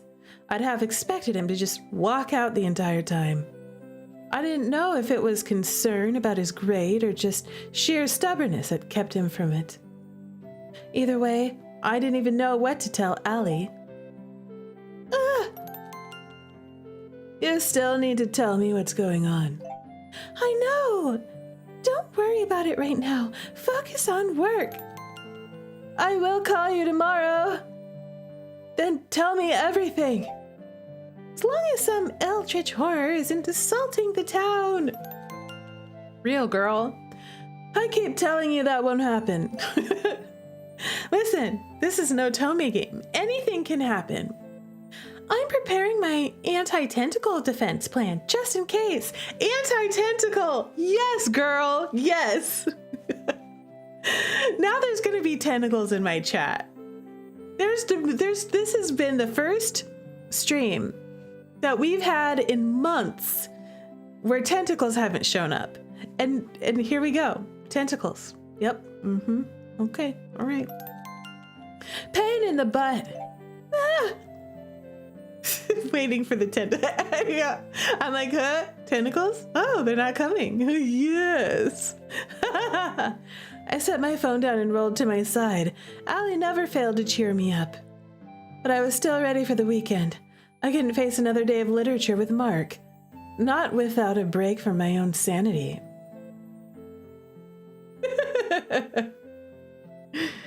I hated that he had just adopted a strategy of treating me like a stranger again. Worse than that, stranger. Worse than a stranger, in fact, really. I still didn't understand how he could so easily just switch to hating me like that.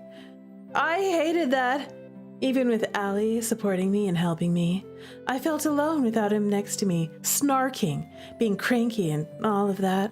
I'm so lonely, even though Marc is a grumpy butt, you know? Even though he's a tsundere, I miss him. We love him. Please don't ghost me anymore, Marc. Please don't ghost me. I took a deep breath. I can do alone. I've done alone for a really long time now. I had, and I could, but it felt lonelier now than it had in a really long time. Stupid fairies. Marc could say he wanted what he wanted about humans, but fairies were horrible. I flopped onto my stomach, clutching a pillow. It was scary, but it was mostly just infuriating. This was the real issue. I was so freaking angry. How could any being think it was fine to take another and use them like that?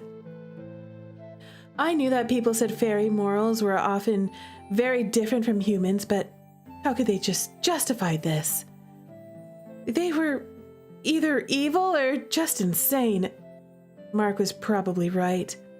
I was just a normal human, but there was no way I could understand or accept that sort of mindset. Ugh, Marc. I sighed and reached for my phone again. I should just check on him or something, maybe. At least apologize for losing my temper. I couldn't control what he did, but I should have at least controlled myself. I still didn't think my feelings were really wrong, but even if they weren't, that doesn't mean I've handled it perfectly. Shouldn't I? Should I? For all I knew, he would never speak to me again, and, well, I couldn't change that if that's how he was going to be. But was I really okay leaving things this way on my end? There they are. There's the tentacles. Cue Milky with the tentacles. 2 tentacles. Came back and see a request for tentacles. How did you see that? The cake is out of the oven. Ooh, I wish I could have some of your cake. All right, y'all. Text Marc first or wait for Marc to text. Well, we don't want to seem desperate, you know? We gotta leave him hanging, okay? You never text first, okay? Never text first. Make them sweat, you know? Make them pursue you. That's what we're gonna do. Okay. I'm not texting first. We're waiting for Marc to text. I sighed and set my phone down without typing anything at all. No, not yet. I should just leave it for now. My bad habit was just not leaving things alone when I was better off doing just that. If I texted him now, I might just make it worse. Exactly, girl. Sometimes it was better to give someone space than force the burden of an apology on them before they were ready. Besides, I had no idea what to apologize for being upset, for being angry, for thinking something insensitive or wishing in one moment of weakness that none of this had happened. I felt bad for all that, but could I genuinely apologize for thinking this was all absurd and that I'd be better off just as a normal, clueless human? If the powers that be insisted on keeping humans in the dark, then how I was responsible for unknowingly setting up some kind of contract that resulted in my own kidnapping? I couldn't wrap my head around that kind of thinking. And I didn't think I'd ever be able to explain it to Marc. Not when he was coming from the other side, where cryptics were burdened with protecting humans from the truth, even to the exclusion of their own rights. Which, that wasn't something I agreed with either. Maybe the divide between normal humans and cryptics was just too wide to breach. But that was too depressing a way to think. I wanted to believe we could understand each other, at the very least, if not stay friends. Maybe I should just wait for him to make the first move. Yeah, assuming he ever would. And if he didn't, then we'd both walk away, and that would be that. I flopped back on my bed, throwing an arm over my eyes. Blah! An apocalypse might actually be a nice distraction right now. Tentacles and all. Yes. I almost didn't hear the soft tap at my door. Not until the door opened slightly and I heard Spencer's voice. Rue. I sat up quickly, eyeing the face poking through the door suspiciously. He looked weirdly nervous. You know, is it just me, or has our evil twin brother been acting nicer lately? You know? Maybe a little bit more understanding? Knocking instead of barging in and yelling at us, you know? He seems like he's acting nicer. Yeah? The door opened all the way and Spencer stood there, hands in pockets, looking off to the left. I raised an eyebrow. Yes? I repeat, yes.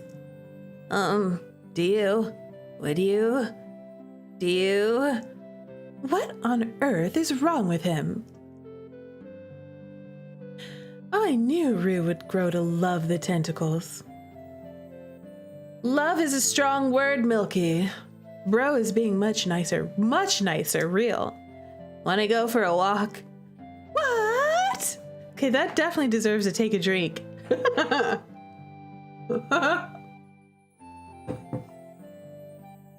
Me? With you? There's literally no one else around that I could be referring to. Well, yeah, but I mean, you hate me. He looked away, shifting slightly. I don't. He looked at me again, expression serious. I don't hate you. Fine, you're scared of me, whatever. Doesn't make for easy sibling bonding. He sighed in frustration. Do you want to or not? Wait. I got up and walked to the window, pushing it open. I leaned my head out a bit and listened carefully for a moment. What are you doing? Listening for trumpets. I'm pretty sure the end is near. Allie did mention something about an apocalypse this weekend. For God's sake, just yes or not.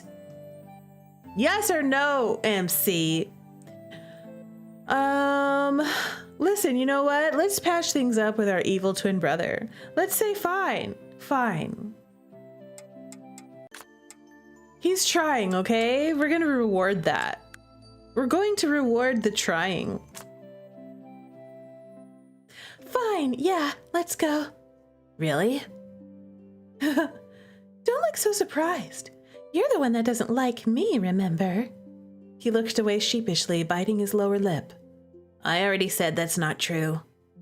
I grabbed my jacket and quickly stuffed my feet into my boots, zipping them up. Let's just go.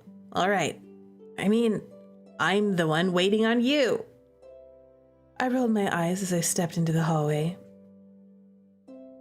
Go for the walk, Milky says. We can always push him into the blackberries if we need. Exactly! Yes, true. When we went down together, I could see Mom lurking in the kitchen, pretending she wasn't watching. She was grinning from ear to ear as she peeked at us. She's so happy about this. Finally, my babies are getting along. Oh, it's been years. Oh, I could cry. I was glad at that. At least to them, it looked like we were resolving our differences. I heard her say something to Dad right as the front door closed. I told you coming back it was good for them. I rolled my eyes. Yeah, right. Spencer and I walked silently as we headed toward a narrow walkway to the opposite side of the road. It ran all the way along the street down to the bridge area. On one side of it was an empty wooded lot. On the other side was a thin veil of trees that screened it from the road. It was nice, a good place for quiet walks.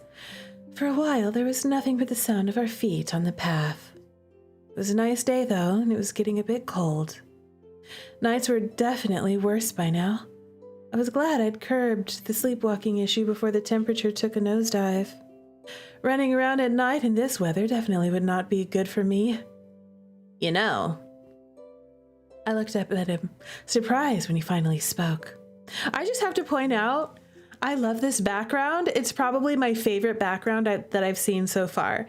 And there are a lot of stunning, beautiful, natural backgrounds in this game, and this is my favorite. I love the colors.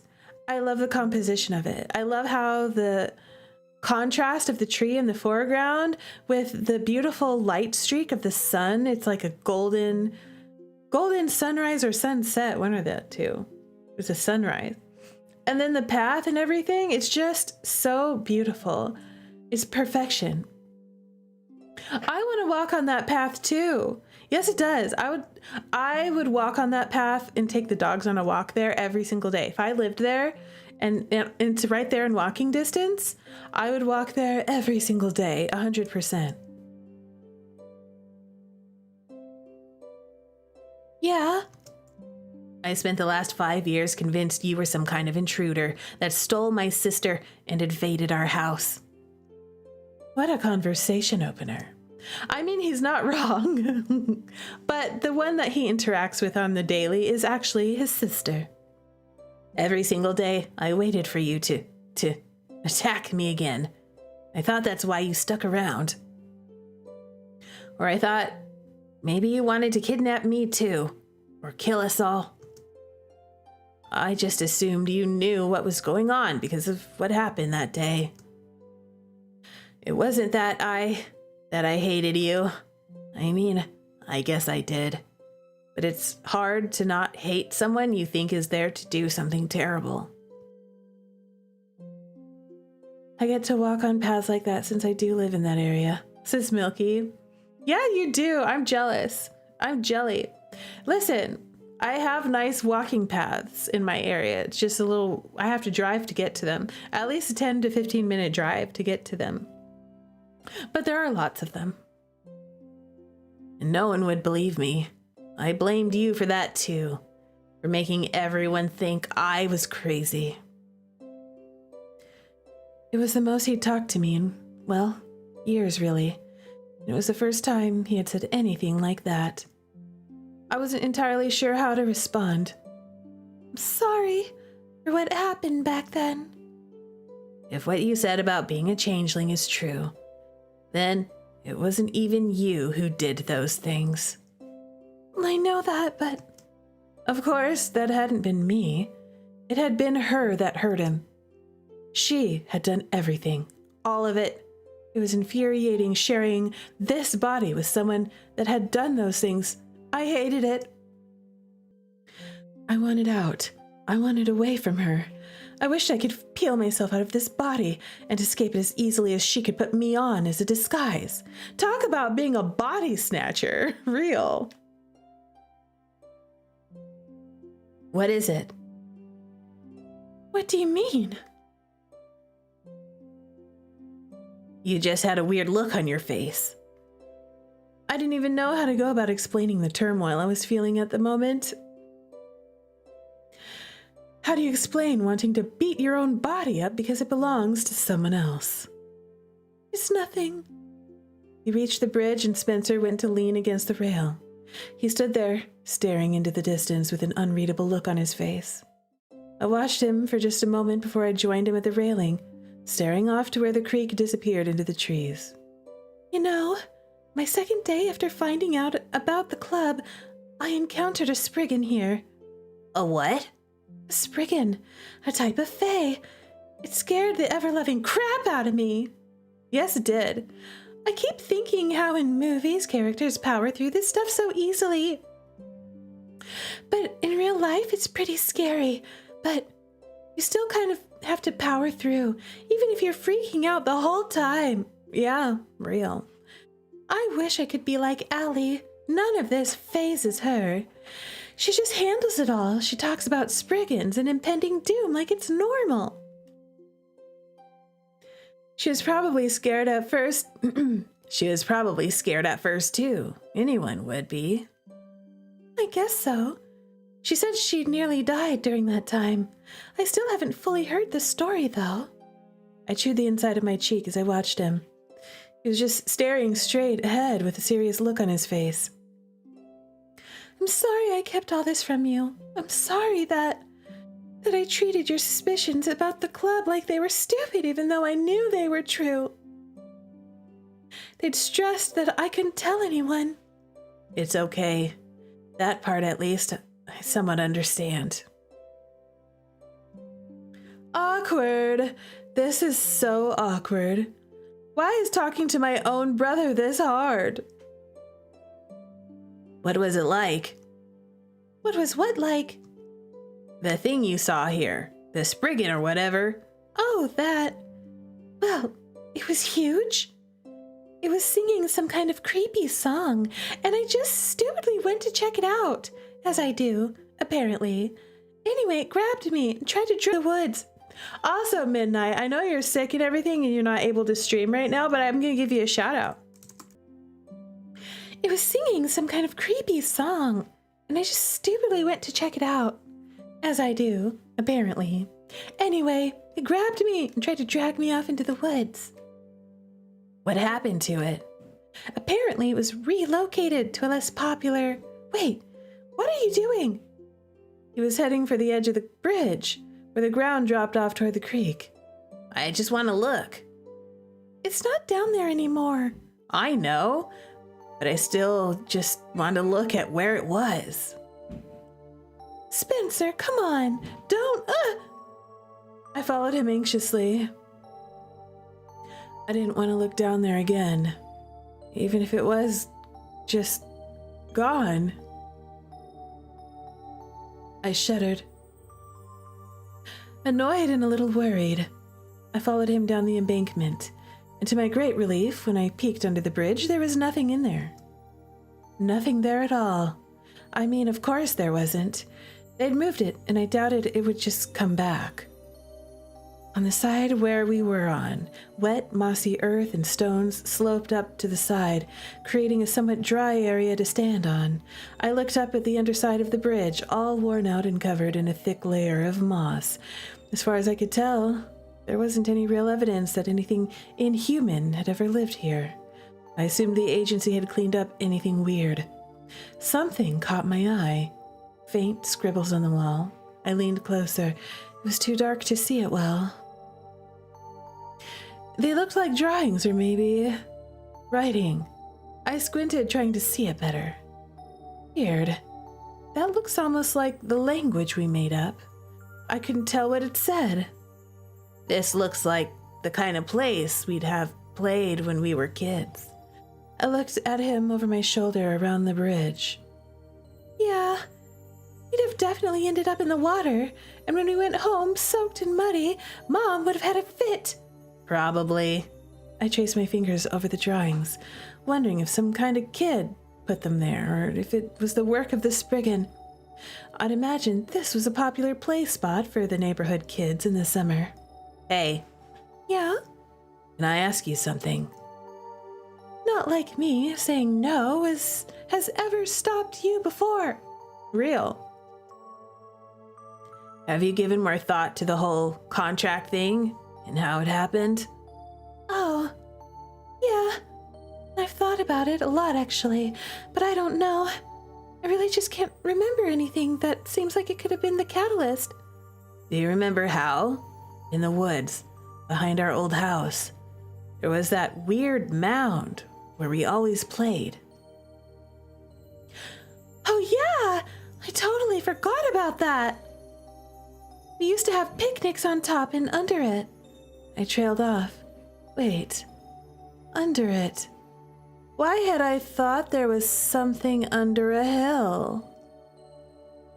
Under it was something else, right? I looked at him carefully, trying to remember whatever it was that was pulling at my mind. That's right. There was something under the hill. Wasn't there? A hobbit, perhaps. So it wasn't just a dream. A hobbit with the last name of Underhill. What wasn't? That hill and what happened there. Wait, what? What happened? That was a lot of what? Wait, what? Huh? It's time to drink water. I trailed off. That feeling returned, like a memory that wouldn't rise to the surface. You still don't remember it? I don't know. I feel like something important happened there. You remember, don't you? Lately, I have this dream about that place. That I went inside it. That dredged up a strong sense of deja vu. And underneath was a massive cavern full of people. I don't know if it's a memory or just a dream. I was hoping you'd remember. There's something about fairy hills and folklore. Fairy hills. Brenna's riddle had a line about that too. If you went to the side of the hill, how did you get... There was an explosion of pain behind my right eye, and I doubled over, gripping my head. Rue! My head! I was looking for you.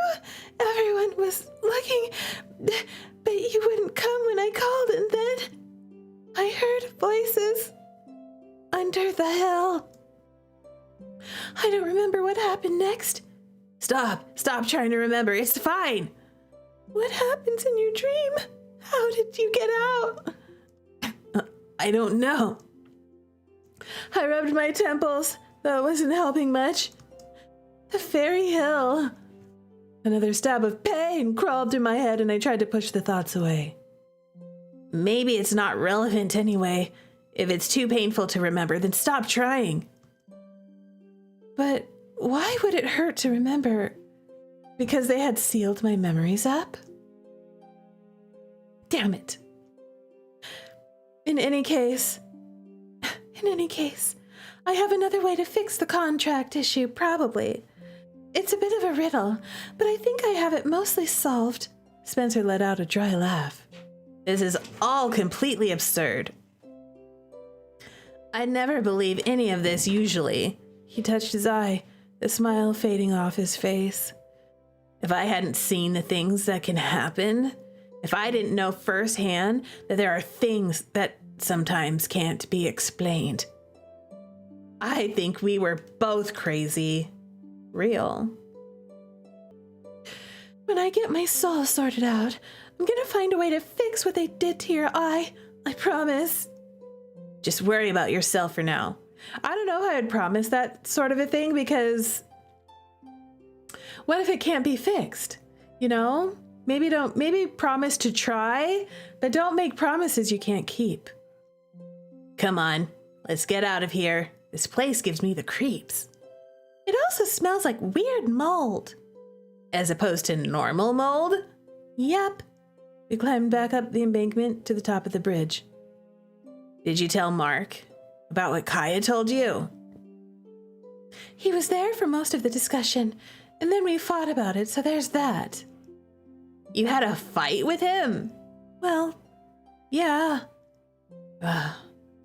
He seems like he's probably pretty easy to fight with. Yeah, he is. Yeah. I guess so. I thought we were closer than that, but I shrugged. It's probably best to not get close to someone like that. There was a bad ending right there and I missed it? Oh no! Why am I so terrible at missing bad endings? Why am I so bad at this? My whole mission was to get bad endings in this game, and I have gotten zero. Zero bad endings. I'm careening straight to the good end, which is funny because usually when I play otome games, y'all, I usually get the bad endings first. I usually get multiple bad endings before I get anything good. But not this time. Not on Changeling Marc's route. All right, let's see what happens. I was too snarky with Marc. He likes that. That's why. He likes my sass. That's why me and Marc are a good match, okay? When Rue tries to die, she gets none. When she tries to go for good, she dies. That's true. Whatever I'm going for, I get the opposite. For real. Oh my gosh. It's probably best to not get close to someone like that. Like what? A vampire. Adrian's one too, and you seem pretty friendly with him. We're not friends. Okay then. Well, you've been spending a lot of time with him. Spencer shoved his hands in his pockets and frowned. It's not because I want to. He spoke so quietly that I couldn't hear him over the sound of trickling water. What was that? Nothing. I'm going back. Okay, I'm gonna stay a bit longer. Mom will worry if I come back alone. Just tell her I'm a few minutes behind you. I won't stay long. Suit yourself. He started back toward the paved path. Spencer? Yeah? Thanks. I mean, for just talking to me. It's been a while. Yeah. With that, he turned away and disappeared behind the thin row of trees. I stood on the bridge a while longer, just listening to the water. I felt strangely lighter somehow. By the time I went back up to the house, the sun was already vanishing and my fingers were frozen. I was looking forward to a cup of hot chocolate. Then, maybe I'd paint for a little while. I spent the rest of the afternoon working on Brenna's riddle, but didn't make much progress. I figured the easy parts, and I was just completely stuck on the rest.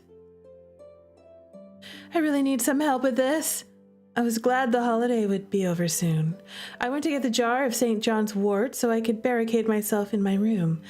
I couldn't help but wonder what Mrs. Changeling thought of that. Ms. Changeling! I could only imagine how much of it annoyed her. It was like a silent war between us now. Though I guess the war had been going on for a while. I just hadn't been aware. I thought I'd left it here. The little jar wasn't on the bookshelf where I thought I'd left it. I looked at my bedside table. Not there either. I searched everywhere, all along my shelves, under the bed, in the drawer. It was nowhere to be found. The other one was missing as well. Didn't Mom find them? The only time I'd been out of my room the entire day was when Spencer and I were done at the bridge. But if Mom had found them, she'd have said something. I heard movement in the bathroom and went to peek through my partially open door. Spencer was brushing his teeth. I pushed the door open and stuck my head in. He glared at me, looking more rabid than usual thanks to the toothpaste foam around his mouth. More rabid than usual, because he usually looks rabid, girl.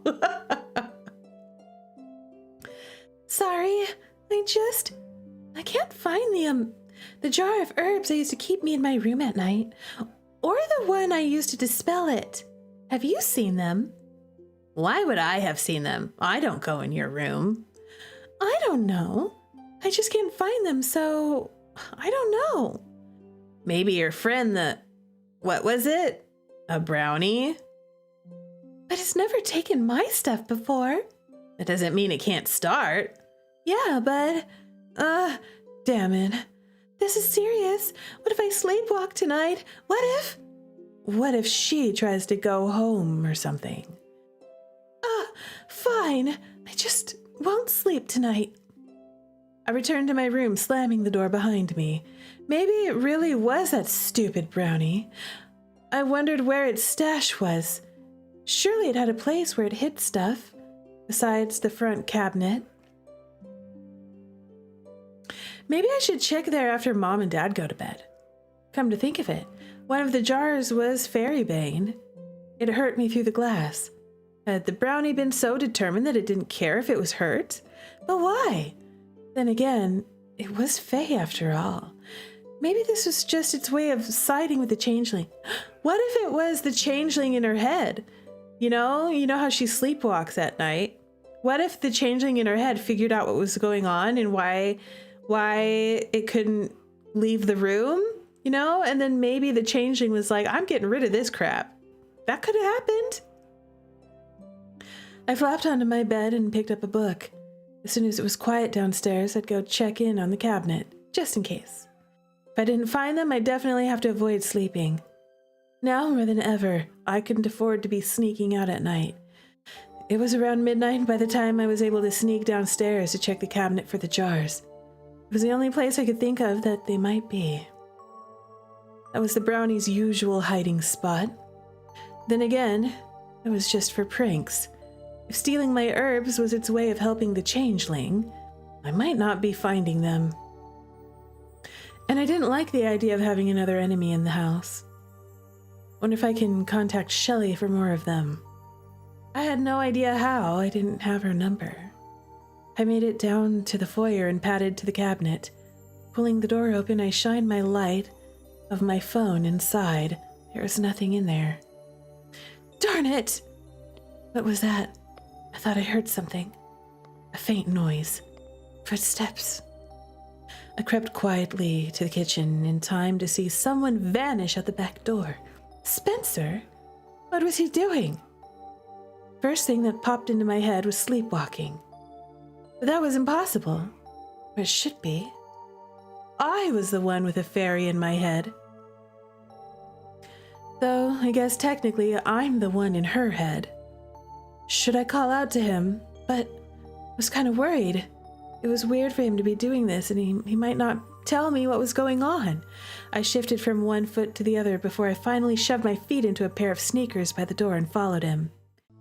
He was already out by the gate by the time I left the house. I peeked out in time to see him vanish into the trees. Damn it.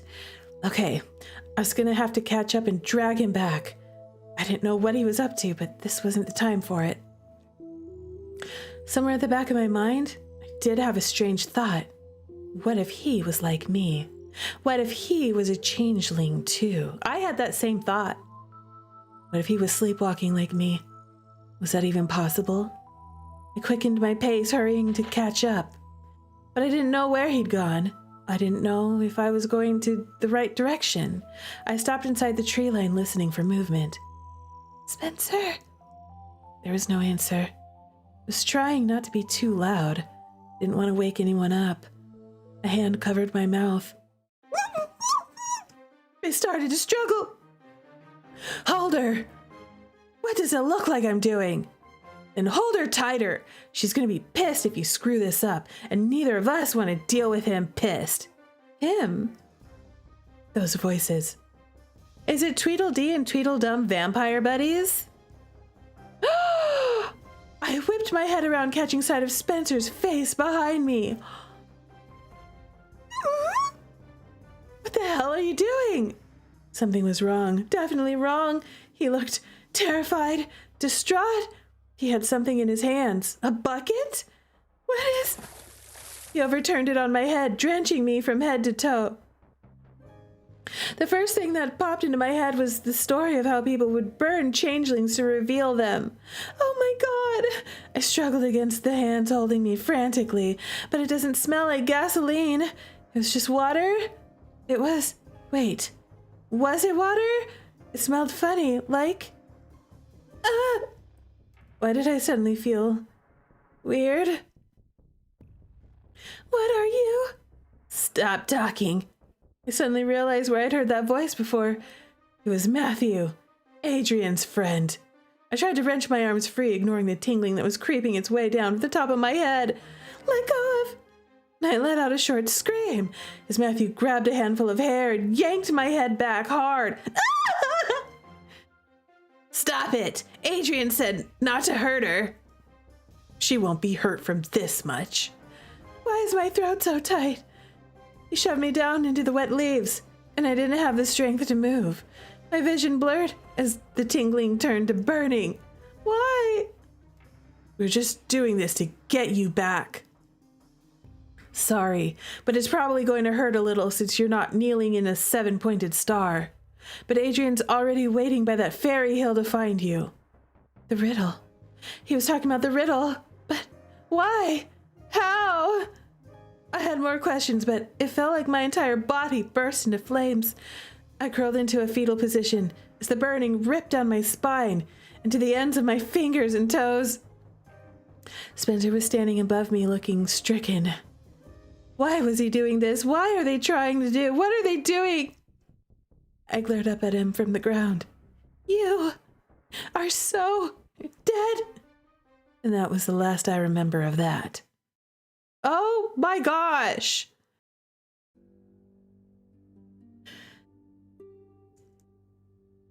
It's cold. Everything was dark, and a deep chill permeated every fiber of my being. Cold air rushed over me, creeping into my clothes and tingling in my hair. It felt like I was flying. or falling. Someone was holding me, though, carrying me.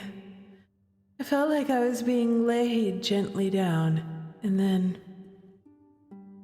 a voice whispered in my ear. I couldn't make out what it was saying. It was raspy and soft and so familiar. Goodbye.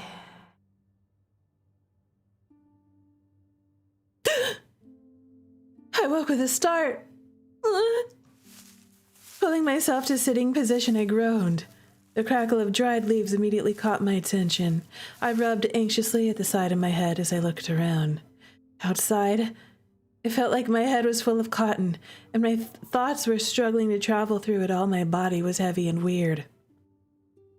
I shook my head, trying to clear the fog. Outside, woods.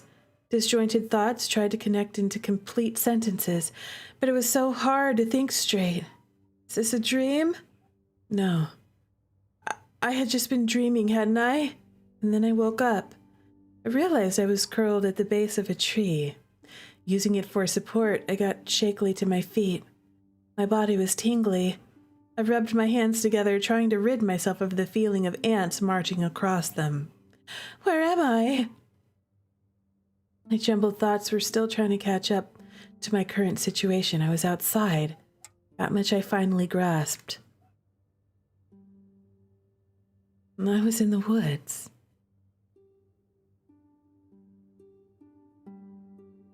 The woods.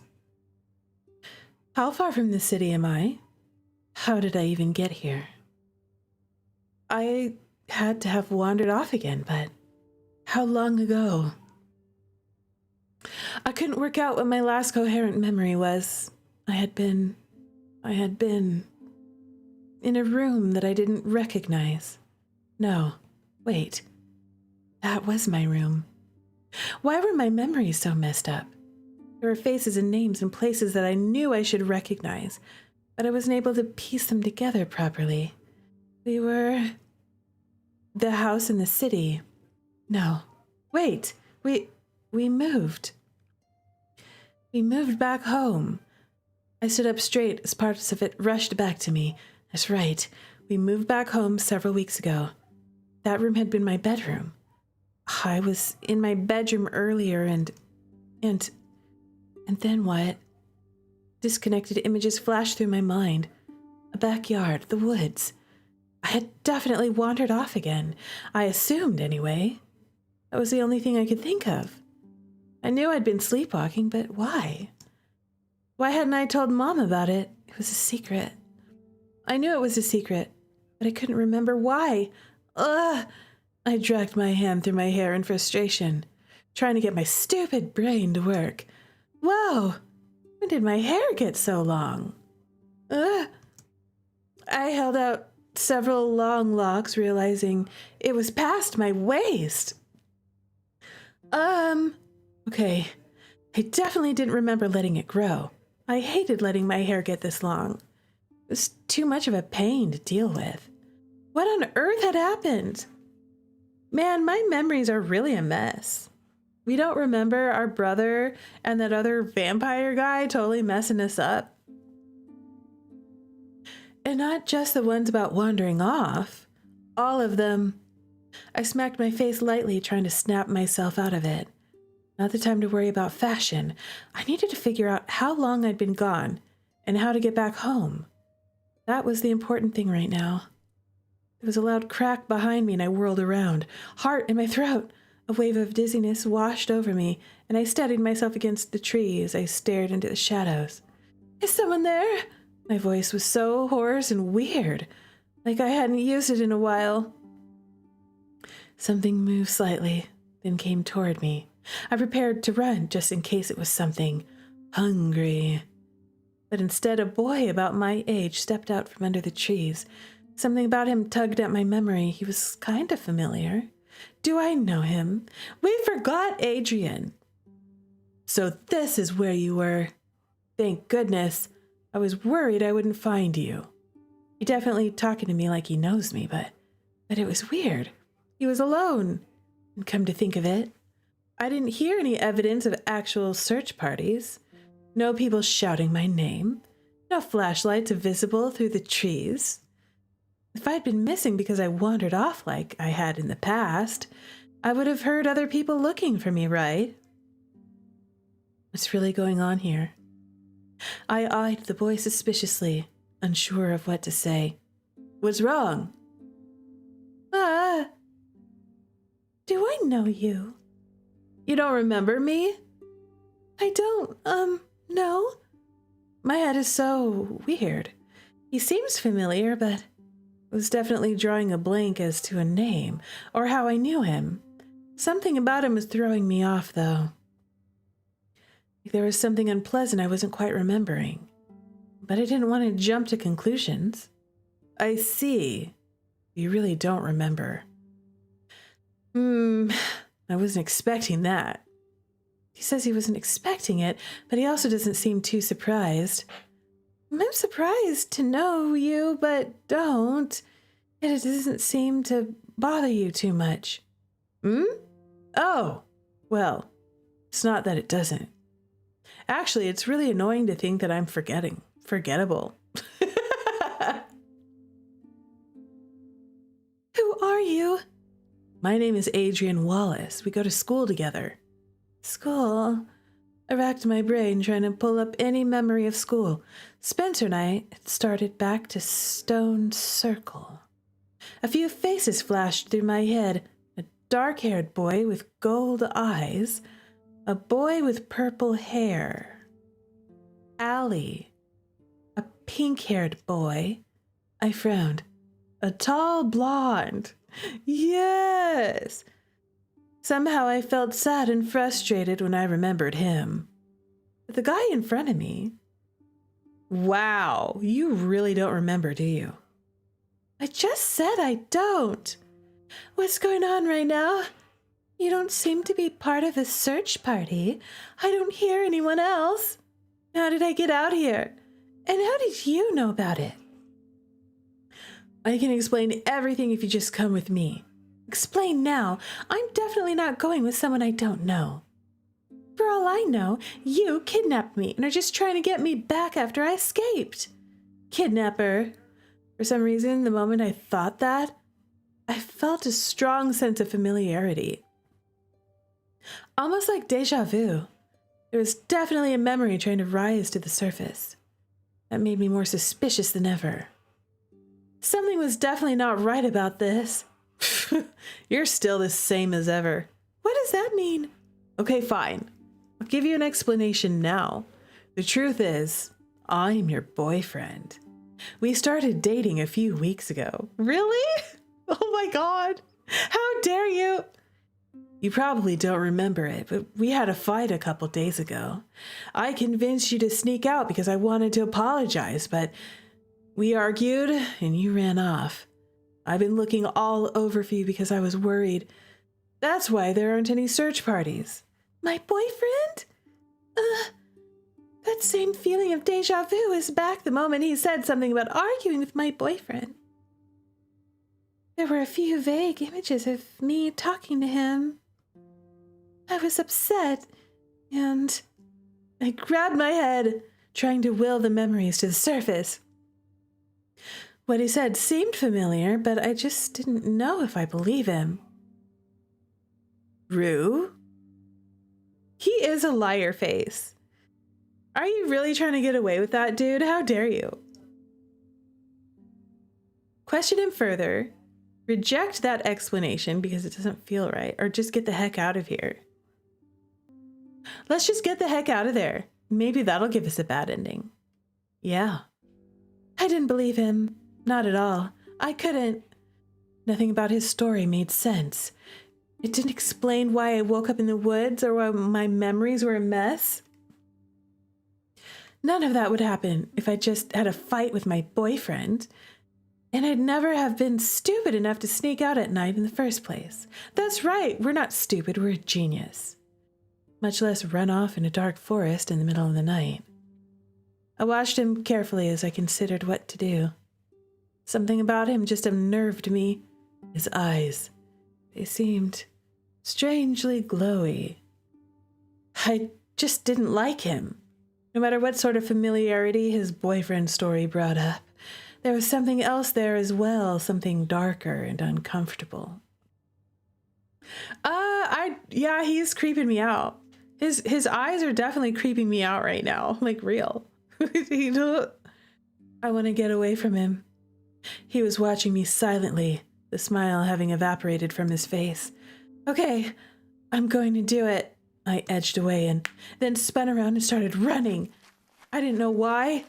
Something was just telling me I needed to get away from him. Wait, damn it. He was chasing me. I could hear his feet crashing through the brush after me. I didn't get far. I almost didn't really expect to, but I was hoping anyway. Something heavy hit my back. Ugh! 2 arms circled me, preventing me from just pitching forward face first into the ground. I struggled against him as one cold hand snaked in front of my face and clamped over my mouth, muffling the shriek. And suddenly I felt so weak. What's happening? My entire body went limp as my energy just evaporated. Hi, Chio. Thank you for redeeming drink actual water.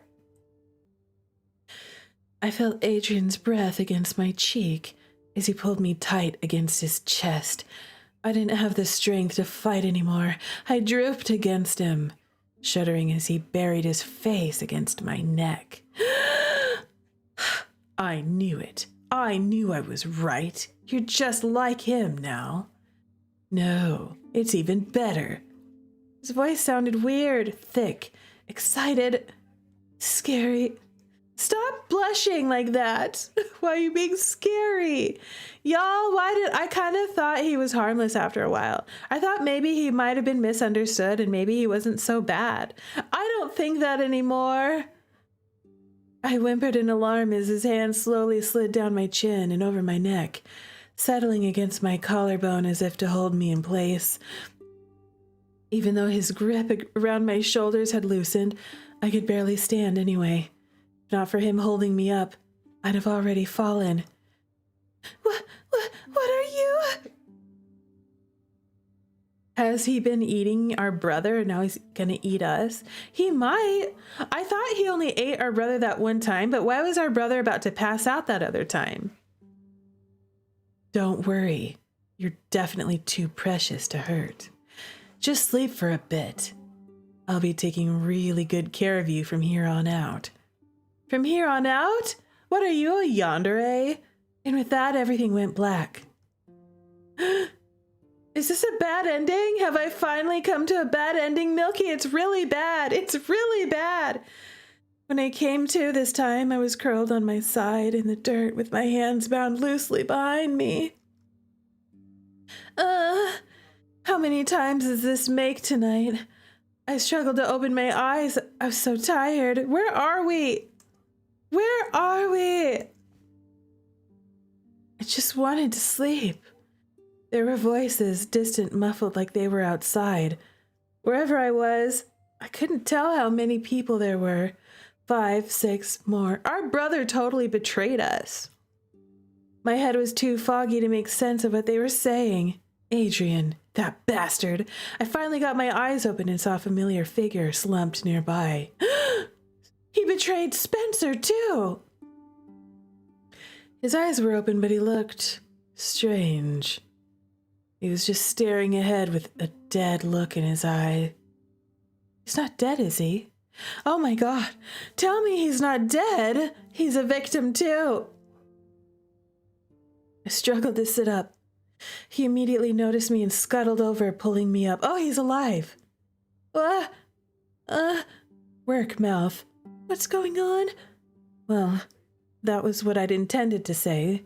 Sounded a bit more like, but whatever. My mouth was stupid at the moment. Shh. He pulled me close. I'm sorry. I'm so sorry. He made me do this. I couldn't say no. Who? Adrian. What did he do to you? Now I was super tired and sort of half asleep. But nothing could possibly wake me up faster than hearing that someone had done something to my little brother, especially if that someone had also attacked me. Spencer might be a creep half the time, but he was my creep. No one got to mess with him except me. Exactly, that's how it is with your siblings. And even then, it was mostly only when he deserved. Exactly. Okay, and the brownie. We remember the brownie. But only because I couldn't figure out how much to make it stop. The brownie! Shh! Are you crazy? He hissed at me frantically and looked over his shoulder. The voices outside didn't stop, so I guess they hadn't heard that. Sorry. I was immediately contrite. More than that, some of my memories had filtered back to me. I remembered there was a legit brownie living in our house. Not a delicious chocolate confection, but a bratty little fairy that picked on Spencer. Still reeling from that memory and trying to piece together the rest, I looked around to work out where the heck we even were. Some kind of gutted building with worn-out pillars and a few scattered bits of debris and broken planks. There were definitely people outside. I assumed that Adrian was among them. Are you okay? My head is weird. I can't remember things right. He mentioned that. Adrian? Yeah, when he brought you. Spencer buried his face in his hands. I'm sorry. I'm so sorry. This is all my fault. Oh, Spencer. This isn't the time to go to pee. Well, it kind of is your fault. Why are you saying that? Why are you saying this is your fault? You didn't do anything. Wait, why did it feel like he had done something? 'Cause he did, girl. Spencer had been with some boy earlier and they'd... I suddenly jerked away from him, glaring. What did you do to me? Shh. Just listen for a minute, okay? Be mad at me later if you want. Listen, do you remember the club? As soon as he said that, a load of memories hit my head like an armored personnel carrier. I nearly doubled over under the sudden assault in my brain. It was all trying to pile back into my mind at once. The club! That's right! We moved back, and I found out Allie was a witch, and I joined the club, and I was Fae, and Adrian was a vampire. That's what he did to me. He drained my freaking life force. No wonder I was so tired. How did you guys figure out the riddle? Spencer looked away guiltily. We pooled resources to research. He winced and put a hand to his head. Okay, fine. Questions later. Don't force yourself.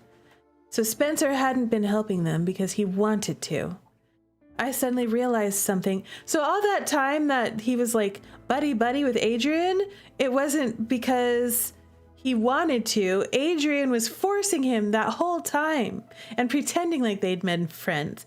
It probably started when he got drained the first time. Raven. Spencer started violently. You know what that is? I hissed angrily. That bastard! He turned you into a raven! He's been feeding off of you? Spencer bit his lip and looked away. That's why you've been so tired lately. Spencer looked at me, eyes wide. He's been coming in at night. That's why the window's been open. Adrian, you little shit. He's been coming in at night. I didn't realize at first. I thought it was just a bad dream. He hides in the shadows. It was Adrian manipulating him the whole time. Ever since he got 8, huh? Ever since he drained him that first time. Oh my gosh. He wrapped his hands around his body, squeezed his eyes shut. He said he couldn't help it, that he needed to. Yeah, right, Milky? I knew it wasn't a brownie. Real. Then he said he wanted you. His face crumpled as he tried to force himself to explain. Plot twist! Oh my god. I was not expecting this. I was not expecting this. Just stop. Stop talking about it. We'll figure all that out later. You know, honestly, it was smart for him to claim the brother if he wanted to get to Nora, because, like, already it wouldn't be suspicious if the brother was continuing to act like a dick to his sister because he'd been acting rude and mean the whole time. If I could just get my hands free. As if reading my mind, Spencer moved behind me and started to untie the ropes. I was surprised he could manage, all things considered. He told me to keep an eye on you. He didn't say anything about not letting you go. Nice loophole. It still hurts, but not as much. Rue, we're in big trouble, and I don't think I can help you get away. He gave me a grim smile. I have to watch you. That means I can still watch you when you run away. You should try to go get help. I'm not leaving you here. I can't leave. Where even are we? Slaughter. Slaughter? That far out? Getting home was going to be tough. I had been to Slaughter before we moved. It was an old mining town outside of Pine Hollow, or what was left of it anyway. The ruins were pretty hard to get to. You could only drive part of the way. Then it was a bit of a hike through an overgrown trail. And to get to the main part of the ruins that weren't falling down and unsafe, you had to cross a rickety bridge across the Cedar River. Most of the buildings were falling in, littered with leaves and overgrown with moss and ivy. There were a few that still had windows and ceilings. They were oddly clean compared to the rest, usually with evidence of fresh activity. Everyone thought it was haunted. Then again, if Slaughter was actually some kind of vampire hangout, maybe the description wasn't entirely inaccurate. Regardless, escaping from a place like this wasn't going to be easy. Even if I got away from Adrian and the others, I wasn't sure I'd be able to find my way back to civilization. Escaping only to get lost in the cold wasn't going to be much use. And what would happen to Spencer if I escaped and left him? I didn't even want to think about that. Listen, you remember that day in the courtyard with Allie? You guys were talking about magic. I think so, vaguely. She was telling you how to use magic, right? For defending yourself. That's right. I remember that. But I'm not in a fae body anymore, remember? Broken contract, foxglove, you dousing me and freaking me out because I thought you were about to set me on fire? You thought I was gonna set you on fire? Not the point. The point is that I have no magic. Spencer grabbed me by the shoulders tightly. No, remember what they said. That a human that strays in their land starts to change. You're not just a normal human anymore. That's why Adrian wanted you in the first place. What? Take a drink, y'all. MC said, what? Something about our life energy, mine and yours. I gasped when I realized what this was all about. If yours was purer than normal because of your connection to me, and now mine is purer than that because of the time I spent in Fairy. But Adrian said my life energy burned him. While you were in that fae body, maybe, but you're not anymore. Exactly. We're well hydrated. It was her life energy that burned him, not mine. Or maybe the combination of us both. Now that I'm back in my own body... Your energy is more like mine. I remembered back in the woods when he caught me. Or better. That's why he wants us. He wants to eat us.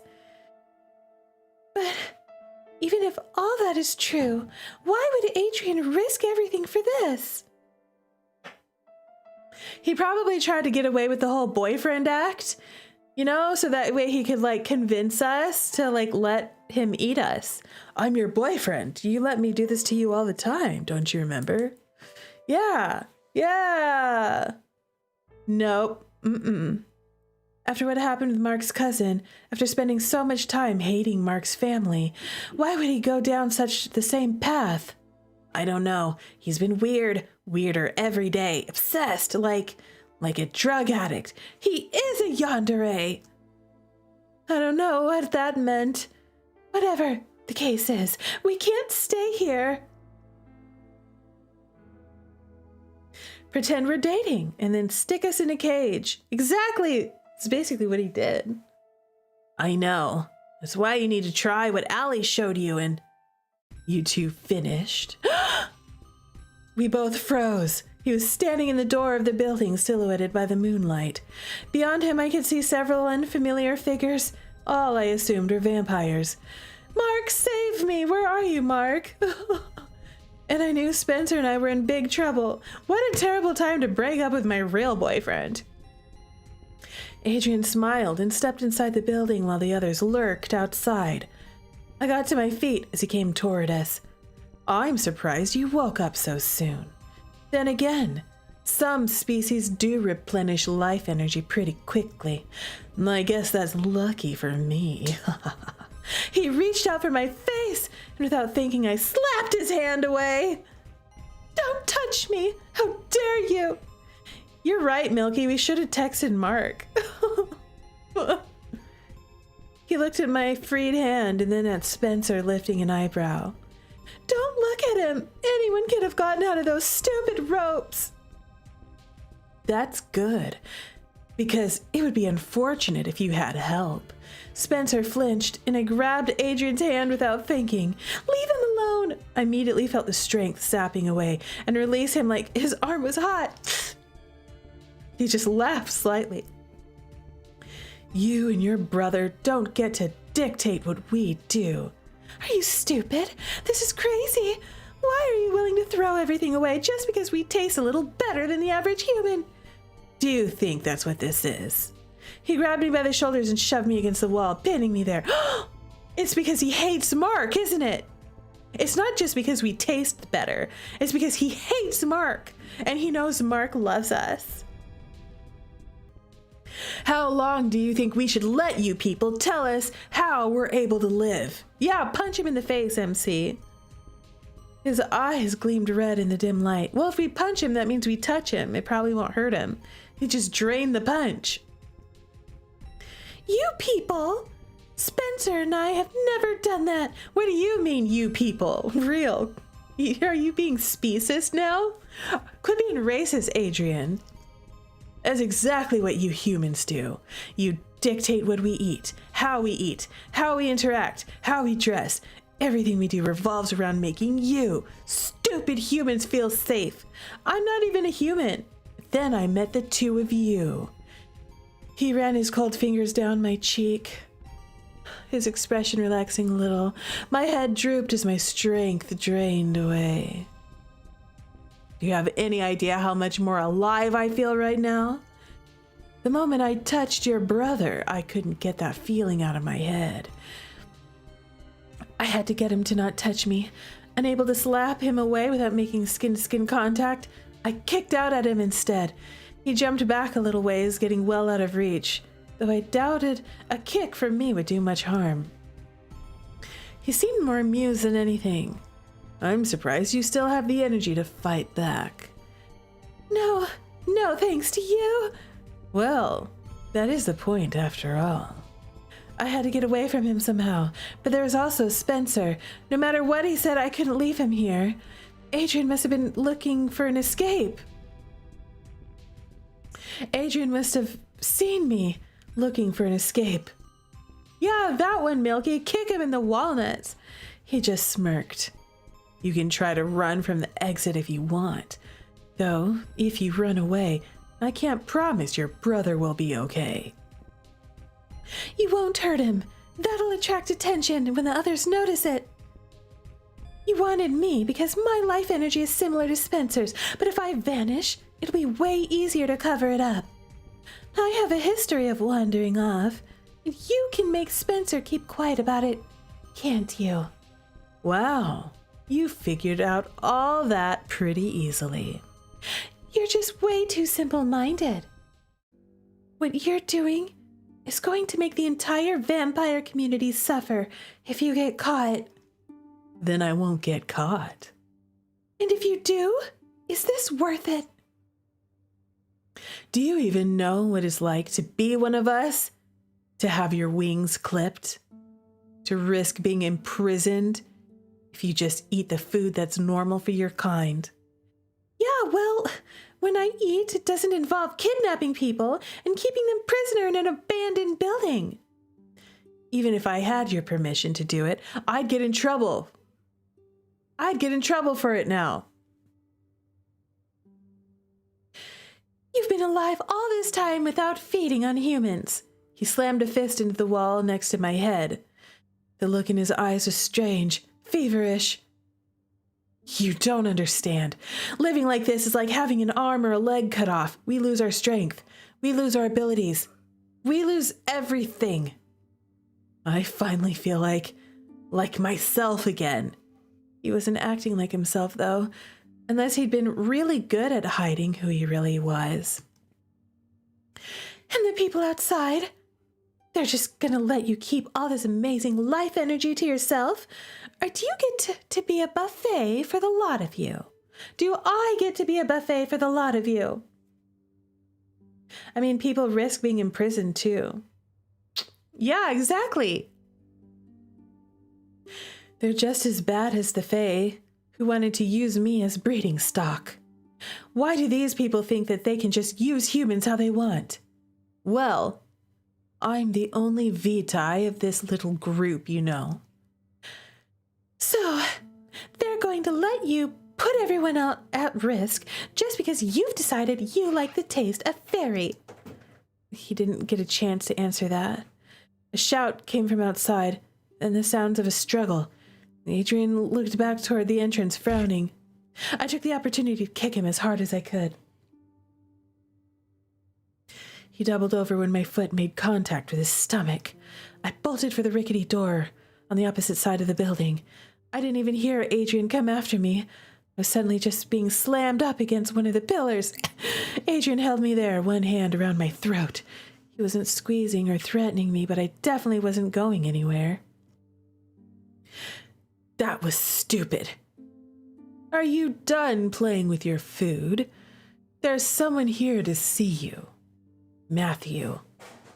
Adrian glanced over his shoulder as he almost visibly flinched at the glare. What? Is he afraid of him? Who could possibly be here? Who do you think? Someone stepped through the door. We're gonna be rescued. Marc! Relief flooded my body. Why do you look so surprised? You may be a pain, but I was hardly going to simply turn you over to them. Exactly, Esh. Destroy the walnuts. He'd come for us. Not that I was one for being rescued by the knight in shining armor, but going up against vampires was not really my forte. Adrian didn't loosen his grip on me at all. I contemplated kicking him again. What are you doing here? You have something that belongs to me. Is it me? Hey! Adrian scoffed. The only thing here... The only things here belong to me. I hate vampires. I don't belong to anyone, okay? You came to get her back, alone. I didn't see a need to involve the others. We're more than capable of policing our own community. The only thing that would happen if I told the others is that we'd all end up suffering because you were stupid enough to eat fairy fruit and get addicted. Fairy fruit? Wait, what? So fairy blood is addictive? And they call it fairy fruit? Wow. I know that Rue's kind of insulted, but listen, okay? I don't really mind being Marc's. Marc can claim us, okay? He can claim us. I'm okay with that. Neither of them are actually fae, you know. Both of them have fairy magic infused in their life energy. Or didn't you realize that before you took your first little sip? Fairy magic is addictive. I belong to the vampire that treats me like a pampered house cat. Yes, Milky, that one. Fairy fruit is addictive? Don't talk to him. His hand tightened around my throat. Marc came further inside the building, keeping his eyes trained on us.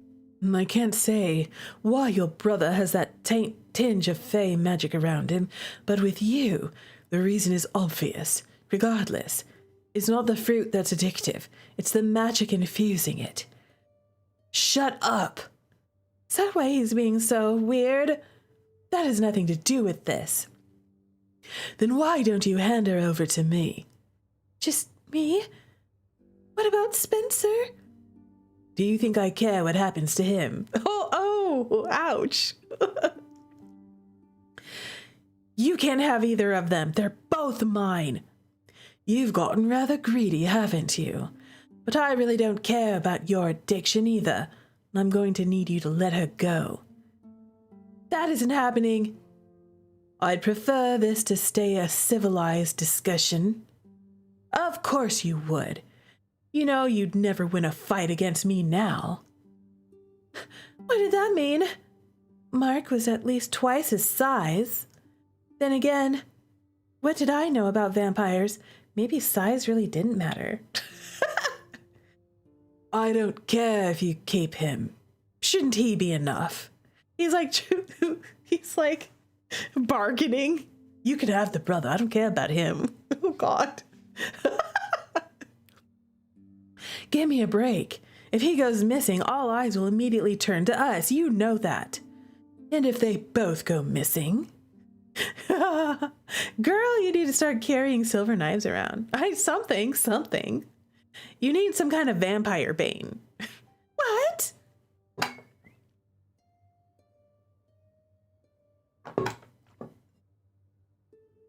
Given their past, we can surely work it out so that they merely assume the two of them wandered off together.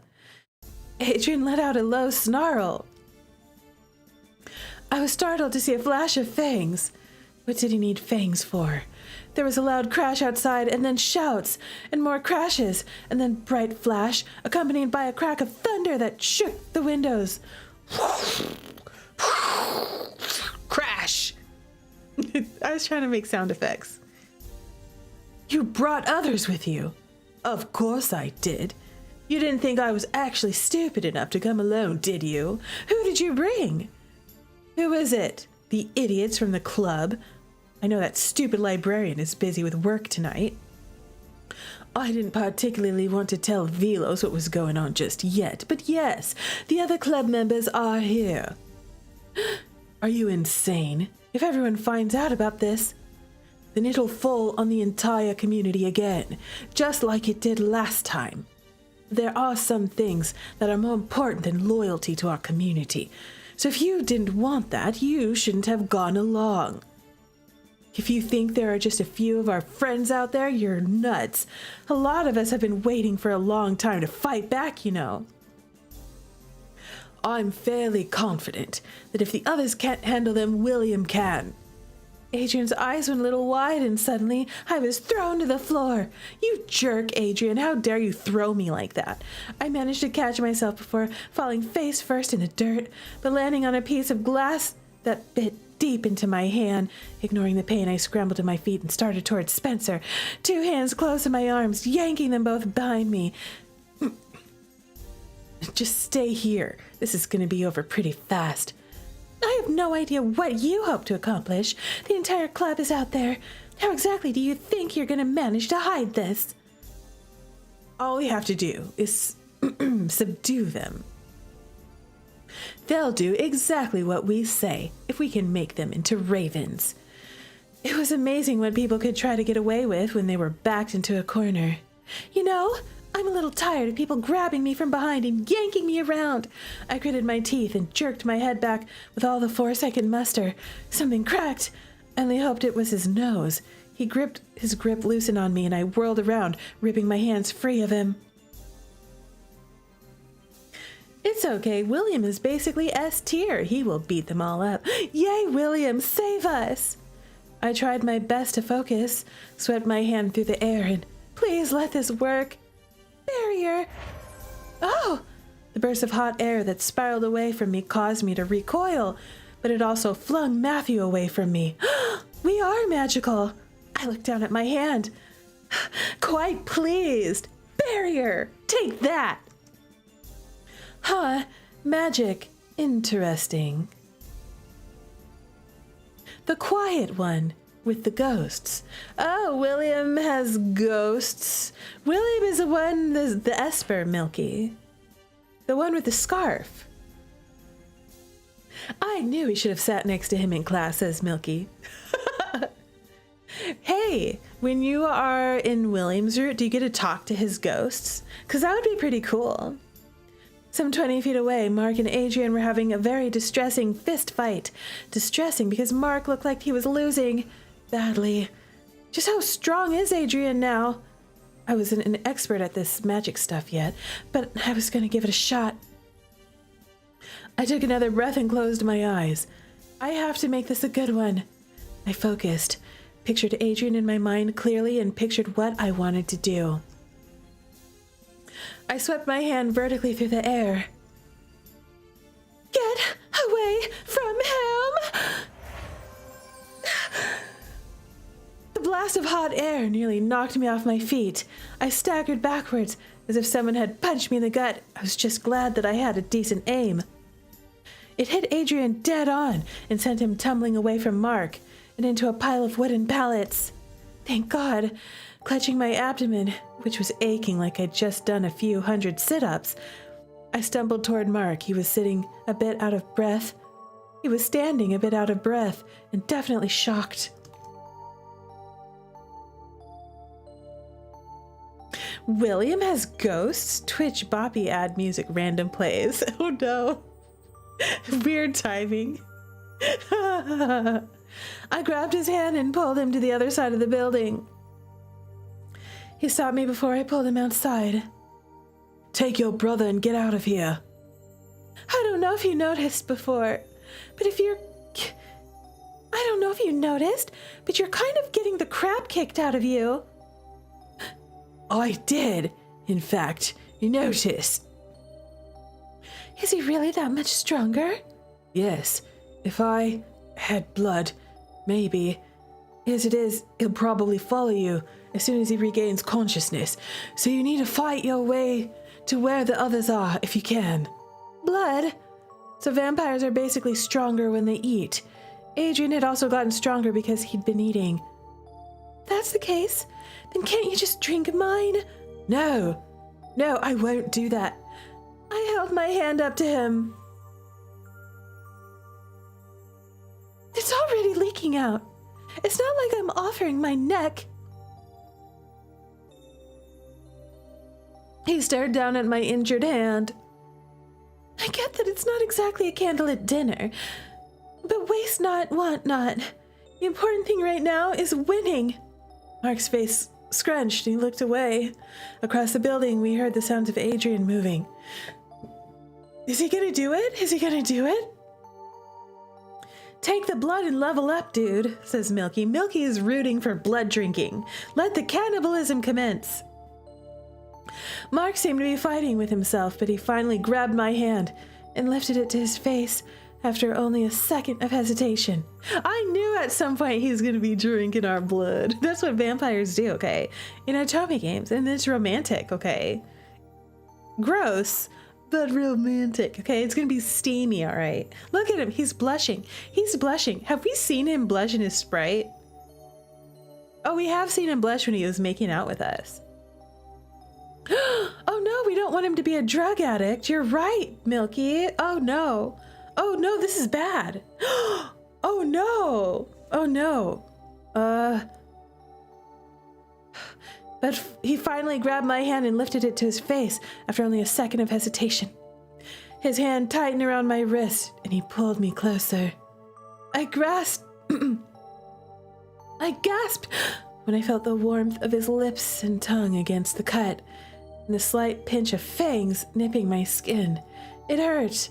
Quite a lot, actually. I gritted my teeth and let him drink. keeping my eyes pinned to Adrian, who was pulling himself up. Is he going to be a crack addict now? Ash says, I was correct. Your fate is decided. I don't know if this is going to be good or bad. Oh, he's not going to be a crack addict? The magic is too weak in Nora's blood. It's much stronger in her life energy. Okay. All right. Mark, he's up. He pulled away from me, his eyes a little wide, the back of his hand pressed to his mouth. Understood. I apologize for that. I pressed my hand to the injury on my palm, but shook off whatever jumble of emotions I was feeling about just how much I was being used as food today. Yeah, you've been used as food a lot today, real girl. You must be delicious. Yeah, Milky, say no to drugs, kids. No to drugs. Don't. Just go. Kick someone's butt. I'll try. He left us there and darted across the building to land a punch on Adrian just as he stood. Why would you let him do that? Self-preservation. I don't want him to lose. You have the worst taste in guys. Thanks. Adrian told me not to leave. I don't think I can. We are going to have to fix this Raven thing with you. Seriously, it's annoying. More for me than you. I don't know. I'm pretty close to knocking you over the head and dragging you out unconscious. I pulled him along the side of the building to the front entrance. The sounds outside were dying out, and I felt it might be safer to go where I knew the other club members were. For all we knew, someone was waiting in the back to ambush us. You know, wait, maybe we can knock him out and drag him out there, you know? Marc definitely had new wind in the sails. He slammed Adrian into one of the columns, then into the ground, pinning him there. It's over. Stop fighting. You can't win this one. I had never seen him so animated. It was, frankly, terrifying and fascinating. I couldn't tell if my heart was beating so fast because I was scared of what I was seeing, or because... You don't understand. You don't understand what it's like for us. You don't understand what this has given me. We all understand what it's like to have our wings clipped. This isn't the answer. You know that. You knew that when your brother joined Alex and you didn't. You're not in your right mind at the moment, that's all. No. He tilted his head back, looking at me desperately, reaching one hand out. Rue, come here. The word wouldn't come out. Without even thinking about it, my feet started moving me toward him. Rue, stay back. I froze at the sound of his voice. Wait, what am I doing? I said come here. He grabbed Marc's hands and twisted, then threw him toward us. Marc landed in a heap and lay still. I ran to him, pulling him to his feet as Adrian advanced on us. No! I swept my arm out horizontally. The blast of air hit Adrian and one of the support pillars with enough force that it cracked down the middle. It was already probably half crumbling anyway. The building shuddered and a huge piece of roof fell in. Marc grabbed me and fled through the door. I caught Spencer's arm, and the three of us tumbled outside as the entire ceiling and part of one wall fell in on top of Adrian. Wait, He's fine. Something like that is hardly going to do more than contain him for a bit. Rue! I was nearly bowled over as Allie ran across the grass and threw herself at me. Ow! Oh my god! You're okay? That's the last of them. They definitely won't be going anywhere. Where's Adrian? Well... Rue knocked a freaking building on his head. It was an accident. We'll dig him out. Corvin, ready that book. We want to bind him as soon as we see him, said Denny. Look, everyone's here to save us. Yeah, we dropped a whole building on his head. Real. The three of them climbed over the rubble and started looking for Adrian. My legs decided to give out, and I flopped onto the ground. This sucks. Ellie knelt beside me. Are you okay? I glanced up at Spencer. I think we're fine. Just as we thought. He seemed to have been infected by the fairy magic in Rue's life force. Probably got addicted to the faint traces of it in Spencer's first, then completely lost himself after the first time he drained Rue. Damn it! I don't know whether to feel sorry for him or not. What's gonna happen to him now? That'll be up to our superiors. They might be lenient since he wasn't really in full control of himself. And the catalyst to all of this was an accident. I didn't know how I felt about that. He definitely wasn't himself. But that had been doing... But what he'd been doing to Spencer all this time really pissed me off. I looked up at Marc.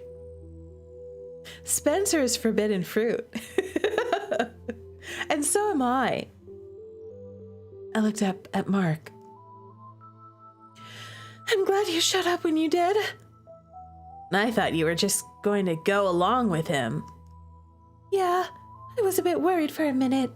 I'm glad you were working with everyone else. But how did you guys know we were here? Marc looked away sheepishly, and he's blushing. How did you know indeed? Gets people addicted. Next thing you know, you're getting kidnapped. You are kidnapping chicks. Forbidden fruit twins, real. Your thoughts suddenly went quiet. Wait, what? I'm so accustomed to your presence that I usually hear a faint murmur of your thoughts all the time, even if we're apart. Aww. It suddenly went quiet and I was concerned. I flew to your house. At 3 a.m? Wait, flew? We are shapeshifters, you know. The back gate was open, and I couldn't sense your presence anywhere. He texted me, and I tried to contact you. Neither you nor Spencer answered him. So from there, we all got together and tracked the two of you down. Aw, so romantic. He turned into a bat and flew to come try to find me. He totally turned into a bat. He is a vampire, right? I'm just glad we got here before he locked me in a dog cage or something. Yeah, me too. A dog cage? Yandere mode has been activated. I love that the cage came out. The cage. The dog cage of all things. Esh. Chef's kiss, Esh. Chef's kiss. His alter form is an owl, not a bat. And that was a reference. I'm not going to ruin it. I'm not going to say what game that's a reference to, y'all, because I don't want it spoilers. Chef's kiss, okay. But man, if my hubby could hear my thoughts, I'd be in so much trouble. He would know for sure how much I tune him out, says Milky. Well, I just read that out loud. You better hope he doesn't watch this. And then he'll know. Look, I know you guys have a lot to clean up here, but Rue and I need to get home before our parents work out that we're gone. They're oblivious, but not that oblivious. Right. Well, we'll get you guys home, but the agency's going to have a lot of questions for you both. He's not in the room. You're safe. It's fine. I have some things I want to say to this agency of yours, too. I can't wait to hear it. You ready? Yeah. I glanced back at the house as we climbed in the car. It was amazing how life just went on. Spencer and I had gotten home safely, and without Mom and Dad realizing we were gone, Allie had worked some kind of magic on them to just be safe. The next day, we'd been waiting anxious to hear how everything ended after we left the others still digging Adrian out of the building I'd managed to collapse. Mom and Dad had been called away in the afternoon after Grandpa had a minor relapse, which had the entire family on edge. I hope grandfather's going to be okay. They were staying at the hospital with him, so Spencer and I were by ourselves. If there was a silver lining to that, it was that I'd be able to go down to the mysterious agency to have a little chat with Velos and some of the others about what had happened. So, how are you feeling? Better than I have in a few days, actually. Probably helped that Adrian wasn't sneaking in his room at night for some midnight snacking on his life force. I made a face. Adrian, that jerk! With all the craziness over the last few days... With all the craziness over the last few days, I forgot to say happy birthday yesterday. I completely forgot about that. He gave me a sidelong look. I was too busy being shocked at how you handled yourself yesterday. Yeah, well, I was pretty angry. Wow, she saved her brother. Marc wasn't going to try to save. Marc was like, I don't care about him. I only care about you. She saved her brother. She did. She's the hero. And she defeated Adrian in the end. It was her. It was her and her magic. For all the bro pissed you off so much, you like him now. I do too. He was trifling. He was horrible. He was rude. He was mean. But in the end, he turned out to be a good dude. Also, Marc was bluffing, but Nora is still the hero. Okay, Marc was trying to stall, you know, he was stalling for time. He was going to save us both. But in the end, MC is a stunner, and MC is powerful, okay? MC don't need no man to come and white knight us out of here, okay? That's what's happening, okay? That's what happened. MC was like, I really appreciate you, like, helping, but you were my sidekick, okay? I was the main superhero, okay? Me. That's what happened. There had been talk at the agency about forcing all the vampires out of Stone Circle in response to what Adrian had done, and the others that followed him. Even though it seemed like Matthew and the others were following him along largely because they were terrified of him, the whole thing made me pretty mad. I was obviously nowhere near being able to forgive Adrian, but ultimately, I just felt that it was stupid to place all the blame on him. As if he made some kind of snap decision to go all supervillain on us. The combined efforts of the fairy magic infused into mine, and Spencer's life energies, courtesy of the Fae, thank you very much, and starvation-induced desperation, courtesy of the agency, had sort of set Adrian up for a pretty bad fall. Not to mention all the bitterness at how the vampire community was treated. I'm still surprised you defended him. It wasn't just him I was defending. The idea of making everyone suffer because he lost control is just stupid. I just think the agency needs to look at their own policies and take on some of the blame too. Not letting an entire group of people eat properly and then freaking out when they act like half-starved idiots is ridiculous. The whole ultra secrecy bit isn't helping matters either. They aren't going to budge on that one just because one high school student yells at them and throws a paperweight at the boss. Too bad I missed. He snickered softly, and I smiled a little. If one thing felt like it was better, it was us. Velos looked like he was about to pass out. He should be grateful I wasn't throwing things at him. Oh, I'm pretty sure he was. I'm just glad they listened. Adrian was not being expelled, but he was on medical leave, so he could get treated for the whole addiction thing. The rest of the club members were disciplined for acting on their own and not telling anyone else what was happening. Matthew and the rest of their group were dealing with suspension, but they'd be back in a few days. Spencer and I got yelled at we got yelled at, despite that I don't see how we were really at fault, but whatever. Yeah, none of this was our fault, real. None of this. Spencer was getting payback by pestering Velos with questions about magic, the supernatural, and positing annoying theories about how it all fit into current scientific theory. That, at least, was pretty damn funny to watch. We pulled into the school parking lot a bit early. I had a feeling Velos was in for more questions. We got out of the car. I spotted someone familiar on the other side of the parking lot. I'm going up. They'll be there in a few minutes. followed my gaze across the parking lot and frowned. Okay, I'll see you then. He left me there, and I started across to Marc, who was also just getting out of his car. He paused when he saw me approaching.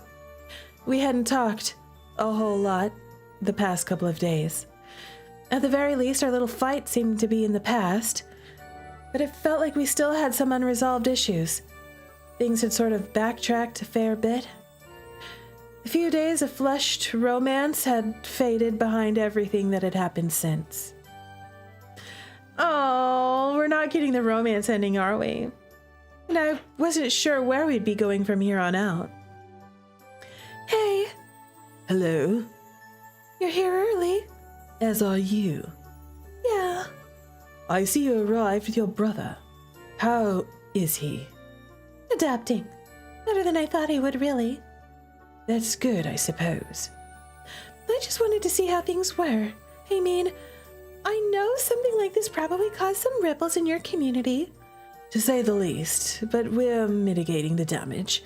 There are some talks about where our place in all this truly is. I think people have realized just how negatively some of the regulations have been affecting the younger generations. It's good people are talking about it now. It's because you had some moments of bad judgment. It is, Milky. It is. Should have texted him. He glanced down, then away. How's your hand? Oh, Velo's healed it up.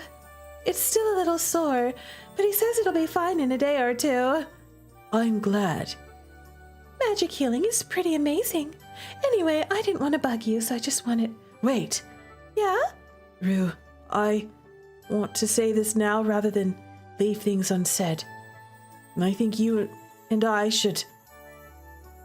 Stay friends. I cut him off before he could say whatever he'd been planning. Perhaps because I was just worried he would say we should stay away from each other, and I didn't want that. I shot him a smile.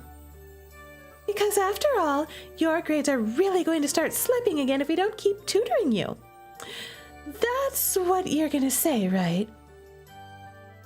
He looked at me silently for a moment, and I wasn't sure if it was because he was just surprised or if he wanted to argue. But he just closed his eyes and smiled slightly. I was relieved. If anything, I had learned that dating a vampire was probably not what I needed right now. But I also wasn't going to let him go. I wasn't going to let him go back to ignoring me. Yes, that's what I was going to say. Good. He frowned. I'm still frustrated that humans receive more protection than we do, but I was glad to see you defending us. I only did what I thought was right.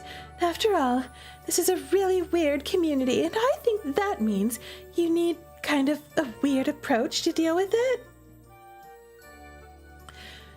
We may be weird, but you are still one of us, you know. I know. I am grateful for that. Me too. Anyway, I'll see you in the club.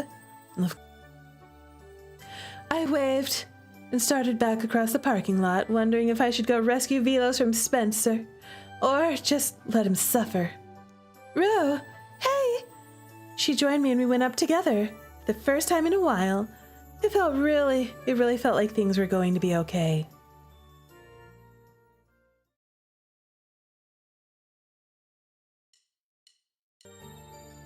Okay, I gotta do the best ending right now.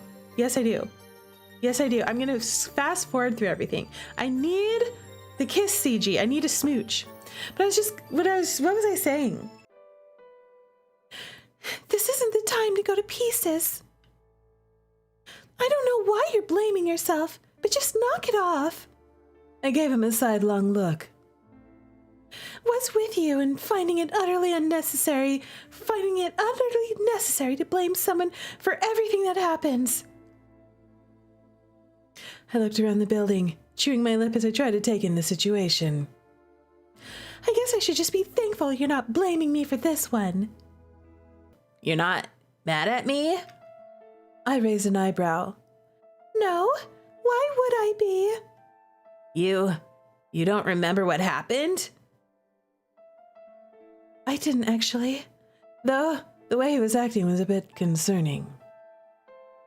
Still, it didn't seem like the time for another of our screaming matches. If you did something I need to be mad about, I'll have to get mad later. We don't have time to worry about that right now. What I need to know is what's going on right now. Where are we? Why are we here? Listen, do you remember the club? Let's smack him. Beat him up. Get him, Mark. Do it. It's not a request. If you get hurt because you're stubborn, I will never forgive you.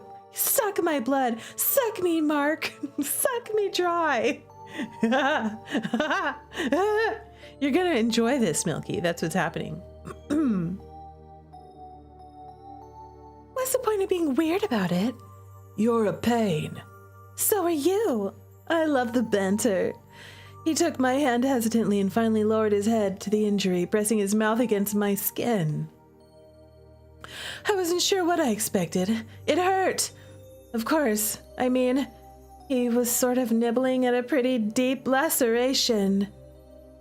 It was also kind of embarrassing. Plus, he was making little slurping sounds that made me feel awkward. And all of that was going on while there was a brawl outside and another, slightly crazy vampire was lurking on the other side of the room. I felt really weird about the whole thing. Apparently, he did as well because he pulled away sooner than I expected, the back of his hand pressed to his mouth. And he's blushing. Nora's totally having a moment real. That's all I need. Adrian's awake anyhow. Are you, better now? Yes. Good. Hit Adrian for me, too. The only person I'm doing any of this is for you. Ooh, you love me. He left us there and darted across the building to land a punch on Adrian just as he stood. Get him! I felt an almost undeniable urge to go to him, but I stumbled back against the wall instead, staring at him in horror.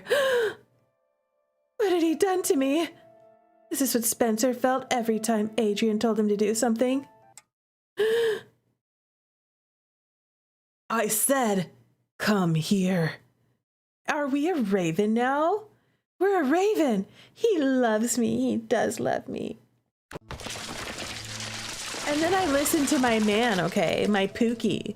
I listened to my man. I went to my man, okay? I'm his raven or something. It's true love. He loves us. Nah, I never really thought that was a concern. He's too smart for that. But how did you guys know we were here? All right, it's time for the ending. Are you ready? Yep, I'm coming. I waved to Spencer, who was just coming out of the house, and hopped into Mark's car. We're in the car with Mark now instead of Spencer. It's a different ending. I settled back into the passenger seat with a sigh as Mark pulled out of the driveway.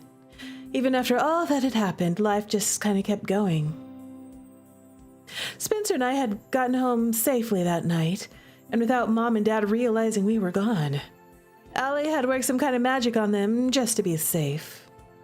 The next day, we'd been waiting anxiously to hear how everything ended after we left the others still digging Adrian out of the building I'd managed to collapse.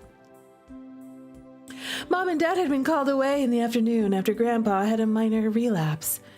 That was not fun, but he seemed to be doing more or less okay. They were staying at the hospital with him, so Spencer and I were by ourselves. Nora's stronger, which is why she tries to go to him, but is like, in this version, she's like, no! If there was a silver lining to that, it was that I'd been able to go down to the mysterious agency to have a little chat with Philos and some of the others about what had happened. How's your brother doing? A lot better, now that Adrian isn't slipping into his room at night for the occasional midnight snack on his life force. I would imagine so. I gave him a sidelong look. And how's he doing? Adrian, I mean. As can be expected. Withdrawal is painful.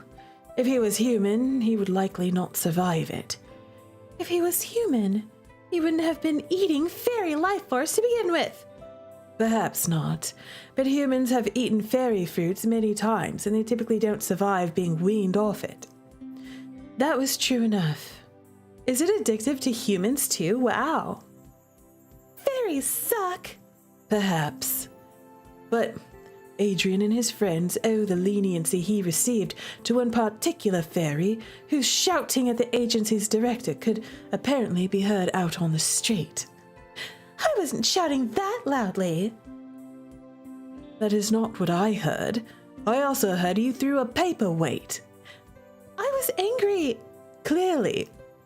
Look, I'm not exactly ready to forgive him for what he did to Spencer, or what he tried to do to me.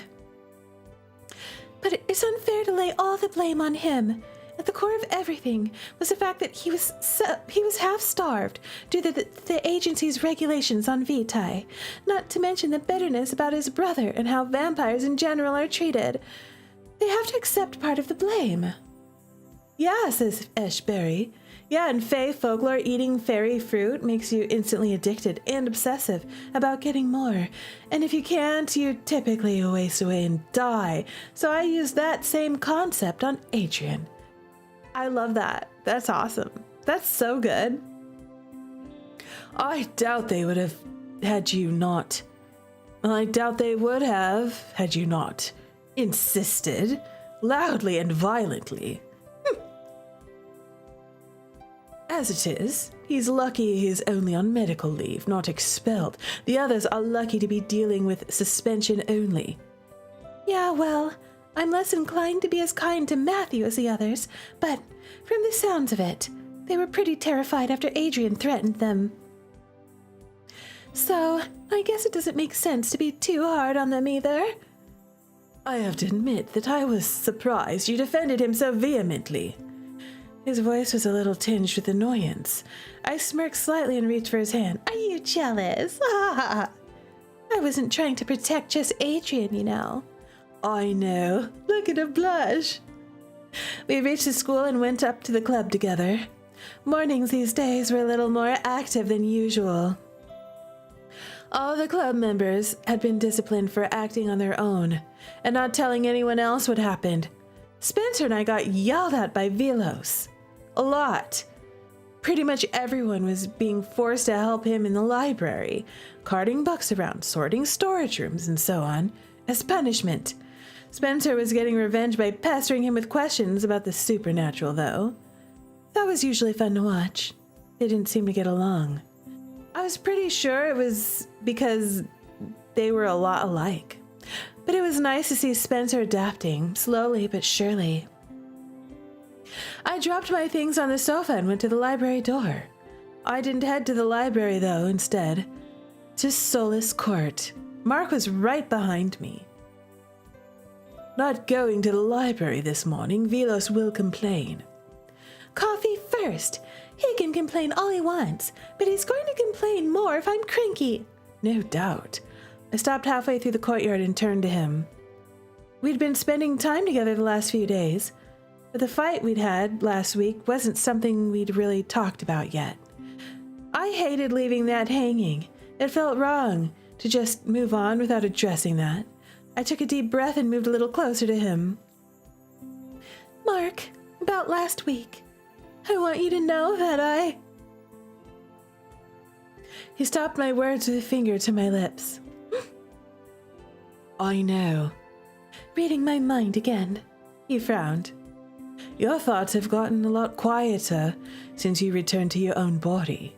To the point I wonder if they were only so loud because they weren't fully attached to the one you were in. You seem annoyed by that. I just gotten used to the noise is all. Marc, do you like me? I want you to tell me clearly. Are you stupid? I'd tsundere all the way through. He touched my cheek gently, sliding his fingertips along the back of my jaw. His hand trembled slightly. I like you. Of course I like you. I've liked you from the start. I smiled up at him. Those were the words I wanted to hear him say. I know. He scowled. If you knew, Then why make me say it? Because I wanted to see that look on your face. Smoochy time. He glared at me. I just laughed. You're a pain. So are you. He pulled me to him in a tight hug. I'm sorry for the things I said last week. I was stupid and obviously wrong about you. I'm sorry too. It's sending you. All of this has been frustrating and overwhelming, but I wouldn't give it up. Any of it. I pulled away a bit. Well, maybe the part where Adrian tried to eat me and my brother. That was a bit weird. Just Adrian?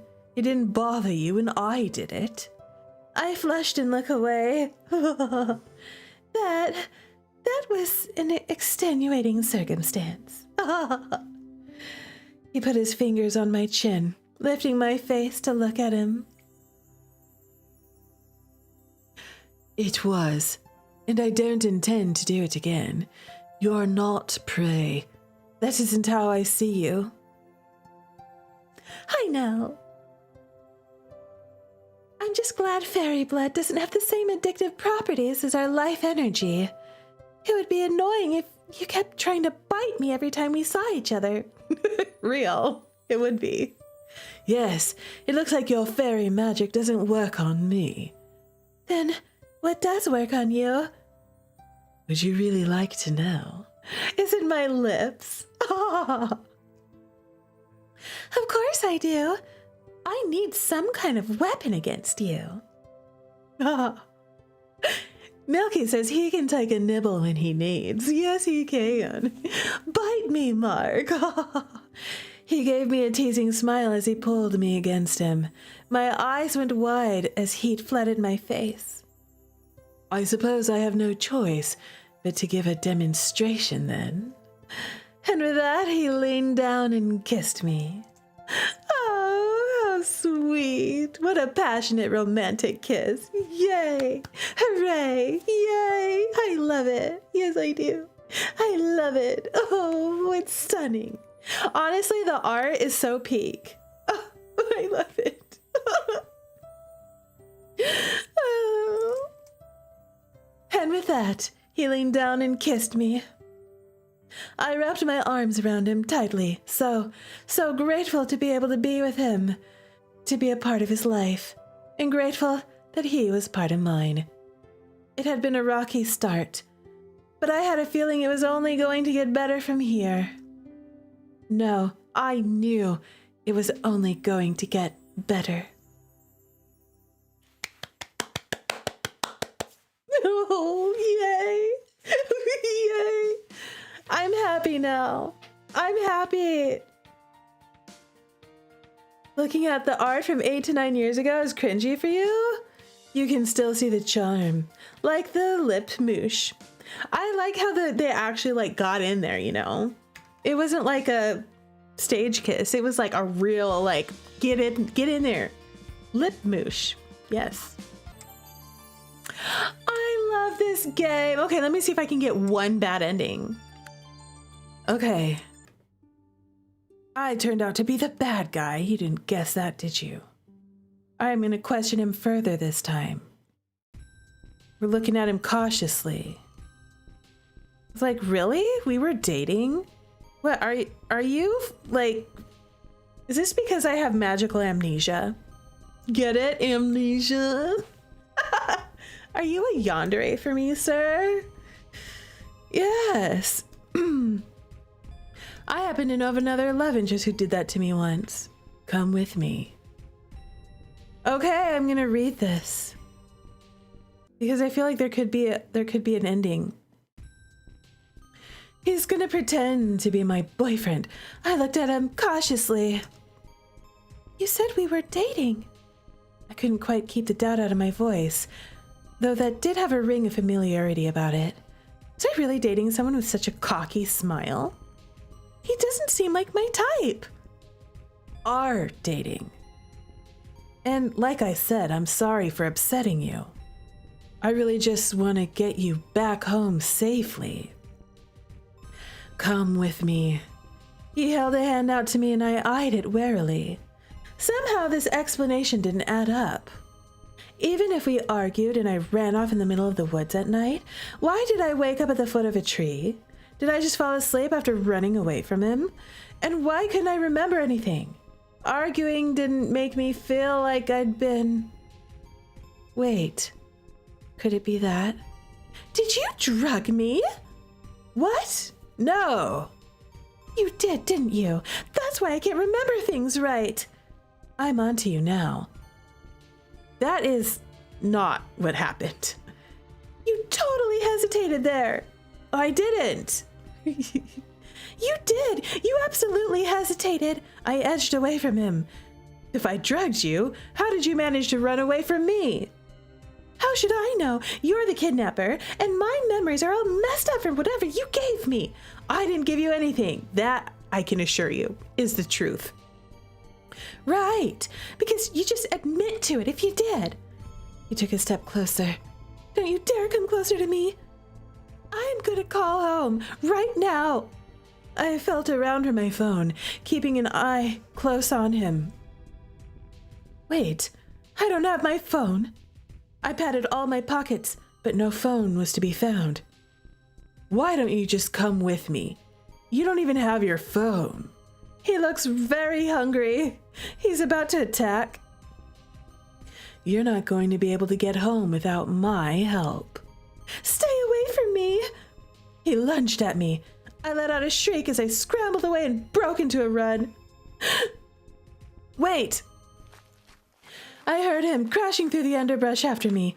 I didn't get far. I almost didn't really expect to, but I was hoping anyway. Something heavy hit my back. 2 arms circled me, preventing me. Okay, I remember this. Control. Stop it! How could I fight back when all he had to do was touch me to completely knock me out? I had to get away from him, but how? Even if I attempted what Allie taught me, I didn't know if I had the energy left to do magic, much less the actual ability. Marc doesn't want me this time, huh? Because we got in a fight and we had low romance? He's not going to save me, is he? Maybe I could distract him, or at least stall for more time to think of a way to get out of this. I pushed his hand away, trying to keep myself upright. Why? Why me then? If he's the one that's so tasty. Adrian caught a lock of my hair, twisting it gently in his fingers, expression going far away for a moment. Because I've never felt anything like this. Because your life energy is really... Spencer was right. Something was really weird about him. He trailed off, a sleepy-looking smile creeping over his face, but didn't last long. He snapped out of whatever that had been. I don't want to involve you, but people would have started to notice your brother like this. They'll just assume you wandered off, won't they? As long as I'm careful, they'll never find you. And Spencer is going to be very obedient and not say a word about it. What you're doing is going to make the entire vampire community suffer if you get caught. Then I won't get caught. And if you do, is this worth it? Do you even know what it's like to be one of us? To have your wings clipped? To risk being imprisoned if you just eat the food that's normal for your kind? Yeah, well, when I eat, it doesn't involve kidnapping people and keeping them prisoner in an abandoned building. Oh, Marc is here. He came for us. I said you can't have either one. And I said I'm going to be taking her with me. Marc, he's still coming to save me. He tossed me to the ground and leapt at Marc. You're not going anywhere, and you're not taking her. I fell hard, but didn't stay down long. I scrambled out of the dirt, ignoring the sounds of fighting behind me. They could have whatever kind of vampire fist fight they wanted. It was a good distraction. I scurried to Spencer, grabbing his hand. We're gonna escape. Okay, let's get out of here, bro. Let's go. We can use this chance to leave. I didn't like the idea of leaving Marc behind either, but I didn't know if he was serious about all the things he'd said. I couldn't trust him to get us both to safety, so we were going to get ourselves to safety. I can't. Just leave without me. I can't leave him behind.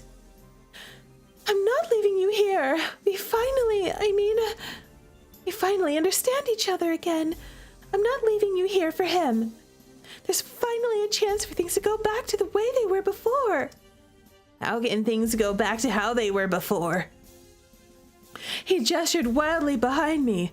I glanced over my shoulder, wincing as Adrian threw a punch that sent Marc sprawling. Come on. I tried to pull him from the fight to the far door, squeezing my eyes shut as another of Adrian's punches landed, and another. Marc had no chance to fend him off at all. How could he be so much stronger? No wonder Matthew was afraid of him. No wonder the others were going along with his crazy plan. Marc finally managed to push Adrian off and stagger to his feet. One arm hung limply. His face was bloodied, bruised. Oh, God! Spencer, come on, please. Why are you even doing this?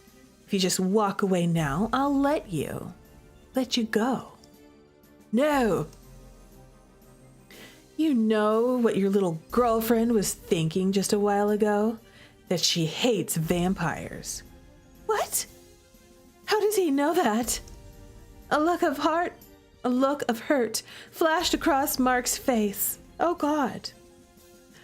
He closed his eyes, let out a low snarl, and then lunged for Adrian. He did love us. Oh, God. And now we just hurt him in the worst way possible. Oh, God. Spencer shoved me toward the door. Run, just go. I'll come back for you, I promise. A loud, wet crack caused me to freeze in my tracks. I looked back, eyes wide. Marc was on the ground, unmoving. Adrian was standing over him, slightly out of breath, but not looking much worse for wear. Spencer, grab her. No. Do it. I made a break for it, but Spencer's arms encircled me from behind. I'm sorry. I'm so sorry. Adrian was coming toward us. I could hear his footsteps, heavy and foreboding, on the dirt floor. I struggled against Spencer, breaking free for a split second before Adrian grabbed my wrist. I sank to my knees as all strength fled me. He crouched down in front of me. Marc! My voice was trembling, barely a whisper. Don't worry about him. He drew me into a surprisingly tender hug. He stroked my hair gently as my strength faded and everything began to turn black. After a few days, you won't even remember him anymore. Oh, God. It's a Yandere ending. Oh, God. You were not the love interest I was hoping for, sir, nor expecting. It's gotten a little difficult to think sometimes. I'm tired, a lot. Sometimes between his visits, there are flickers of clarity. I remember that. I used to try to fight him, but that seems like it was long ago. Now I just stay here quietly and wait, like he tells me to. That's all I need to do. He tells me it's all I want to do. He's right. He takes care of me, and he says that I take care of him too, in a way. I think it makes me happy. This is happiness, right? He tells me it is, so I think he must be right. This is definitely how it's meant to be. Me and him. Me and Adrian. Forever. Wow. Wow. Honestly, she looks stunning. Look at, he got her all dressed up in a pretty dress and stuff. Wow. This is definitely the Yandere ending. He's like, you're gonna be my captive lover and my addiction snack. Yep. Wow. I would argue that this is not Yandere because he literally is just using her for his addiction. I'm sure he really loves her, Milky, for sure. Listen, okay, Milky, he's obsessed, okay?